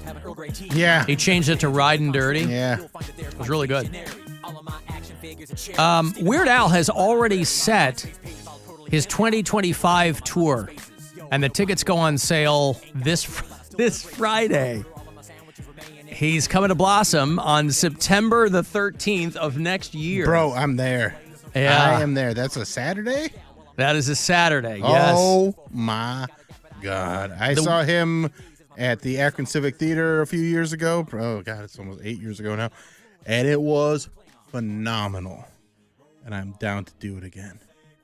The New York Times review of Weird Al's tour is that it was the single best performance the reviewer had ever seen in their life. It's a great show, man. It's so fun. Every song he has a new theme going to match the song, and it's a good time. The tour is called Bigger and Weirder. The last couple of years, he kind of stripped it down. He was doing some smaller venues and scaled down the production. And so now he's blowing it back up. So this is going to be a big, loud, raucous tour. You know who Puddle's Pity Party is? Yeah. That's the opener. Oh, nice. That 7-foot guy that dresses up like a clown and croons these songs. Mm-hmm.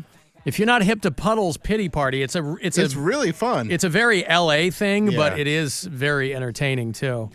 So he's taking them out. So the Weird Al tour is kicking off June 13th. He'll do a week of shows at the Venetian in Vegas, and then he will tour into the fall. So they are getting way ahead of this. The tickets for next year's tour will begin this Friday at 10 a.m. I'm there. Yeah. And so Blossom, Saturday, September the 13th of next year is the Weird Al tour. So if you want to go see him, that's what you're going to have to do. Your Cleveland Guardians are off tonight. Their last road series of the season was there in St. Louis against the Cardinals. St. Louis ended up taking 2 of those. The Guardians will get their mojo back. They got their postseason clinched, of course, but they'll play the Reds tomorrow and Wednesday. And then Friday, Saturday, Sunday, they'll wrap up the regular season also here at home against the Houston Astros. Friday, Saturday, Sunday. So tomorrow night, 6:10, first of 2 against Cincinnati. We'll get out of here around 6:30, make room for, we'll get you right into first pitch at 6:40. Alan, I was reading about LeBron posting about Diddy's parties. Do you worry something will come out?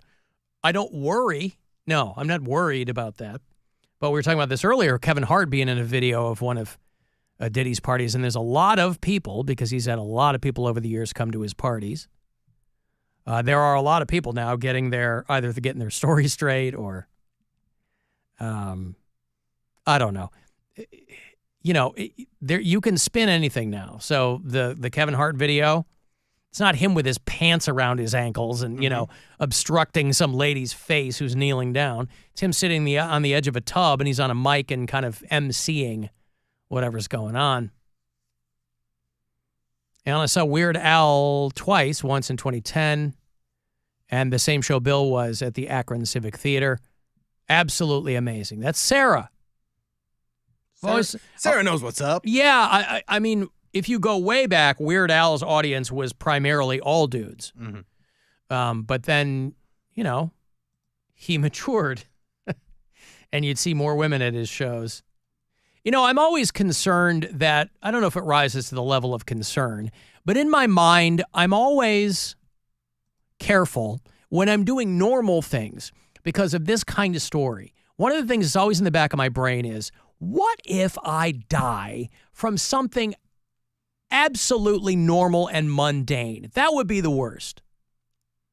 You know, if you're in a car and it explodes, that's terrible too, but there's a story there. It's just doing something, you know, you slip and you fall down the stairs and break your neck. Something dumb like that. I was reading about this guy who accidentally killed himself after stabbing himself. He was using a knife to try to separate a couple of frozen burger patties. Uh-huh. I don't know why you would do that towards yourself. He wasn't a Boy Scout, obviously. He didn't have his totem chip. I guess so. Urgent warning issued for frozen burger patty lovers. Urgent warning. Hey, dummies. I mean, I was always taught cut away from yourself, right? Yeah. I imagine that that's common sense, but from a very young age, it was like cut away from yourself. You know, a lot of people. If you're trying to like, there's people who cut their hands cutting bagels. Also, what are you doing eating frozen burgers? Get some fresh meat. Well, people stock up burgers in the freezer. You know, you never know when you're going to want them, and you get fresh meat. It's when you know you want hamburgers that day. You're going to grill them. There's a lot of people just got a box of Bubba burgers in their freezer, and they're like, fair enough. Yeah, make those. But also, yeah, you put it and then you just give it a little twist, and they'll usually break them apart. You're not gonna be jamming it into, like, wow. Or use. I feel like this is a cover up. Somebody murdered him and be like, no, he was just trying to get burgers. You think so? Yeah. 57-year-old Barry Griffiths. This is a guy in the UK. Stabbed himself in the stomach when preparing a burger meal. His body was found several days later. So this is a guy who was living alone. Must not have had a lot of friends. Probably why he's trying to dislodge these frozen burger patties. And they found him several days later, fully clothed, on his bed, with a trail of blood in the hallway, bathroom, and bedroom. Post-mortem examination revealed that he died of a stab wound. This is a guy who only had the use of one arm because he had a stroke. Oh, that may have played into it. But you've been living post-stroke for a while. You still got to do things different. Yeah. And so they kind of had to work backwards and came to the conclusion that he had planned on making himself a burger. Even when they have the paper between them. Yeah. They stick. But, I mean, I would think use a table knife. Yeah. Table knife. Butter knife. Table knife. Sometimes you got to pull out the knife. Some people try to knife. Some people try to beat him on the side of the counter or whatever. And he accidentally stabbed himself in the stomach with the knife. And that was enough to, wow. Yep, got himself in there. He was really trying to get those. They must have been really frozen together. Guess so. Because also, if you're just like a little bit patient, they will melt. Yeah, they'll dislodge a little bit. Like, this guy was hungry. Yeah. Oh. You wrap him in saran wrap, put him under some hot water maybe for a second. Mm-hmm. But they said that he was fully clothed on the bed. He had clearly bled out. The bottom drawer of the freezer was still open.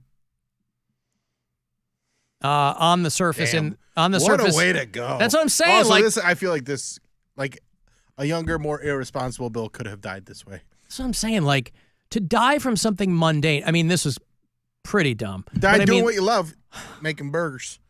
But he didn't even make them. But he was trying to, but he was like on his way to. He's like, oh, I'm about to, it's part of the process. People love the process. Trust the process. Yeah. In the kitchen were 2 uncooked burgers, a knife, and a towel. So this guy, Man, this is... You get yourself to a neighbor or something? I mean, maybe he was instantly incapacitated. Yeah, he must have been really... I mean, also, if he's got those health problems from before, he might have had, like, what's the one where you bleed real fast? Oh, it's right on the tip of my tongue. Hemophiliac. Hemophiliac. I was thinking porphyriac. That's not right. I kept having hypothermia. I'm like, that's so wrong. That's so wrong. Hemophiliac. Well, if you bleed out, you will get cold. Mm-hmm. The wound to the abdomen, they said, was about the height of his counter. So they figure he... Yeah. Yeah. Yep, stabbing towards himself. Man. That's such crazy. That's a wild way to separate burgers, man. I mean, he really wanted some burgers because under or he normal got depressed because he's like, they're frozen still. I still have the frost on. Yeah. And he just decided to end it all. It's like Final Destination.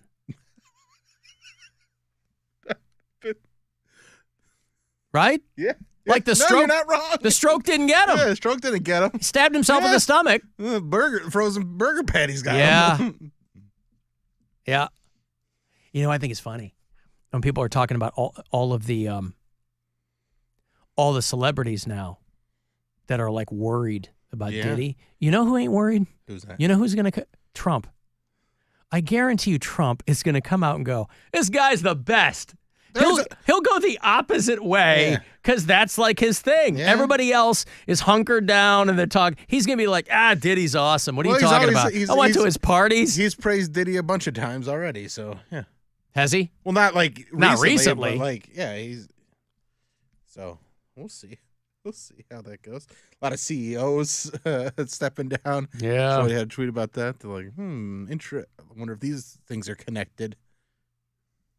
Alan, I tend to make all of my decisions post-stroke for better clarity. I understand what you're alluding to there, and I salute you. The sad part of the hamburger self-stab is all the wasted food. There's hungry people out there, dude. Yeah. Yeah. Yeah. Alan, I've seen Weird Al Yankovic 27 times. Hell yeah. I mean, listen, you do you. I haven't seen anybody 27 times. Blood thinners from the stroke, you'll bleed out fast, Brennan says. Yeah. See, there you go. That's what it was. That's part of it, too. Blood. Yeah. Oh, God. Get that thin-ass blood. Yep. Alan, I grill a lot, and it's best to separate them with a circular saw or a guillotine. See, that's practical advice that somebody can use. Get your frozen burgers out there on the table saw and take care of them that way. Don't worry about gloves or any safety goggles or anything like that. Just get your burgers across the saw. Hey, Brett. Yo, hey, what's going on, guys? That was quick. I got a comment for Bill, I guess. I heard him say something about thawing the burgers, so that led me to believe Bill's probably never cooked a frozen burger before. No, I've definitely cooked a frozen. Know. I've cooked a frozen burger before, but it's usually better to thaw it. Well, yeah. Better to thaw it. Okay, I get it. But yeah, I was gonna say, yeah, you could absolutely just cook a frozen burger. I do it all the time. I don't know that I've ever cooked a frozen burger. I always think I'm going to put them out, right? Like, I don't ever decide in the moment I'm going to grill hamburgers like it's a plan. Yeah, but you also never bled out from a self-inflicted knife wound. You don't know what I've done in my life. Okay, thank you, Brett. Boy, he was really going to the mat for grilling frozen burgers. Listen, I know you, like, a younger Bill Squire was definitely, we had, like, a garage freezer that had stuff like that. Sure. So I would make burgers for myself all the time that way. But lacking patience. I am now in a place where even if I am using a frozen burger, I will be prepared and be ready and have it thawed out. Yeah. What are you going to have for dinner? Tonight? Yeah. You drink a salad or? No. Probably, I think there's salmon and some vegetable that'll be taken care of. Yeah. Yep. A little protein, a little veg. Got some spirally pasta. My. Not enriched. You got to get the non-enriched, the whole wheat stuff. Yeah. And some bolognese. Uh-huh. Yeah. I like the chickpea pasta. The Banza I never pasta. got into water sports. I think that's pretty delicious. I like it. Hey. I don't have a gluten. It tastes like popcorn. I don't have a gluten allergy or anything, but the chickpea pasta is pretty delicious. I don't think I've had that yet. Maybe it's got a lot of protein, fewer carbs in it. I love pasta, but I always feel very heavy. So the chickpea pasta is, you know, the difference between a garbanzo bean and a chickpea, Bill. Go for it. No, I don't know the difference. I have to assume you do. I've never asked a garbanzo bean.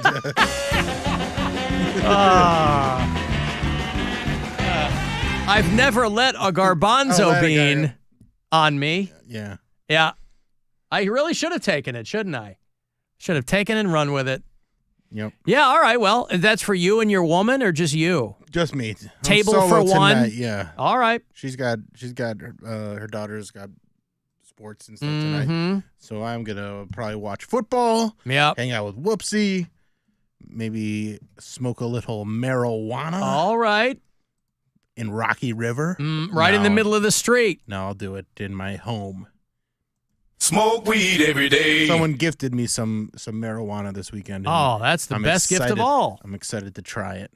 Well, tonight's Bills Jaguars, right? Yeah. Of course, I hear a lot of people say there's two games. I hear a lot of people say Jaguars, and I don't know what that is. A jaguar is an animal, and so is a bill. A bill is a kind of buffalo, as I understand it. There is there's two games tonight because it's also Bengals versus the Commanders. Oh, okay. Whoopsie went 2-3 this week, by the way. Oh, she did? Yeah. But diminishing returns. The one thing that she's been nailing is the Browns games. Yeah. She picked the Cowboys, then she picked the Browns, and then she picked the Giants. She's perfect picking the Browns games. The Bengals haven't won yet, have they? No, they have not. They're 0-2. You Bengals fans, oof. They always, ESPN will always follow these guys in when they're walking into the locker room so they can show the quarterback's fit. Mm-hmm. Ooh, look at Joe Burrow's fit. He's supposed to be so stylish. Yeah. Well, could you get out there and win some games? Yeah. They're paying you a lot of money, I think. All right, well, anyway, there you go. There's 2 Monday Night Football games on 2 different streamers, I have to assume. One's on ABC and one's on ESPN. All right. Yeah. You'll be watching Bills Jaguars, or you'll go back and forth? I'll probably bounce back and forth, and I like watching the Manning cast is pretty fun usually too. Okay. So we'll see. All right. I'll go with whichever, because I'm not really invested in any of these teams. Mm-hmm. So whichever game's better is where I'm going. Okay. Well, how do these start? I think the Bills are the favorite against Jacksonville, right? That would make sense. Yeah. They're pretty good. And Cincinnati, I think, is the probably a favorite against Washington. Even though Washington got a win, they beat the Giants, and the Browns couldn't even beat the Giants. All right. Yeah. Well, listen, there's a lot to, and we'll get Whipsy's week 4 picks? Week 4 picks on Thursday. Thursday. Yeah. All right. Well, that'll be exciting too. Will it be a squeezy salmon? It will not be a squeezy salmon. Squeeze that salmon. Nope. It'll be a fully grilled piece of salmon. We'll have some vegetable with it. No, listen, I'll squeeze I'm currently out of squeezy salads. So I haven't actually eaten today. So tonight I'll be... Can you just get the grass clippings from your lawnmower and just turn that into your new squeezy Those salad? are all dumped out into the lawn bin already, Bill. Okay. I did the big reseed this weekend. So, no, I'm not going to eat grass clippings, thank you very much. Well, what am I, a cow? Puree them. No, I won't do that either. Okay. Nope. I mean, there are all kinds of places you can get frozen hamburgers. I mean, but there's a place you could get a, say, fresh, not frozen hamburger. I mean, if somebody wanted to have one of those. You mean like Wendy's? Yeah, like Browns Wendy's. Browns Biggie Bundle. Oh, what is that? Oh, $7? $7, and listen to all the things you get. It's got to be $7 for each item in the bundle. That'd be wrong. All of it for $7? All of it. You boy. Get a junior bacon cheeseburger. Yeah. You get a 4 nugs. You get a small fry. You get a drink, and then you also get a Frosty. Wow. All that for just $7. Wow. What if I like to drink my Frosties? Then let it melt.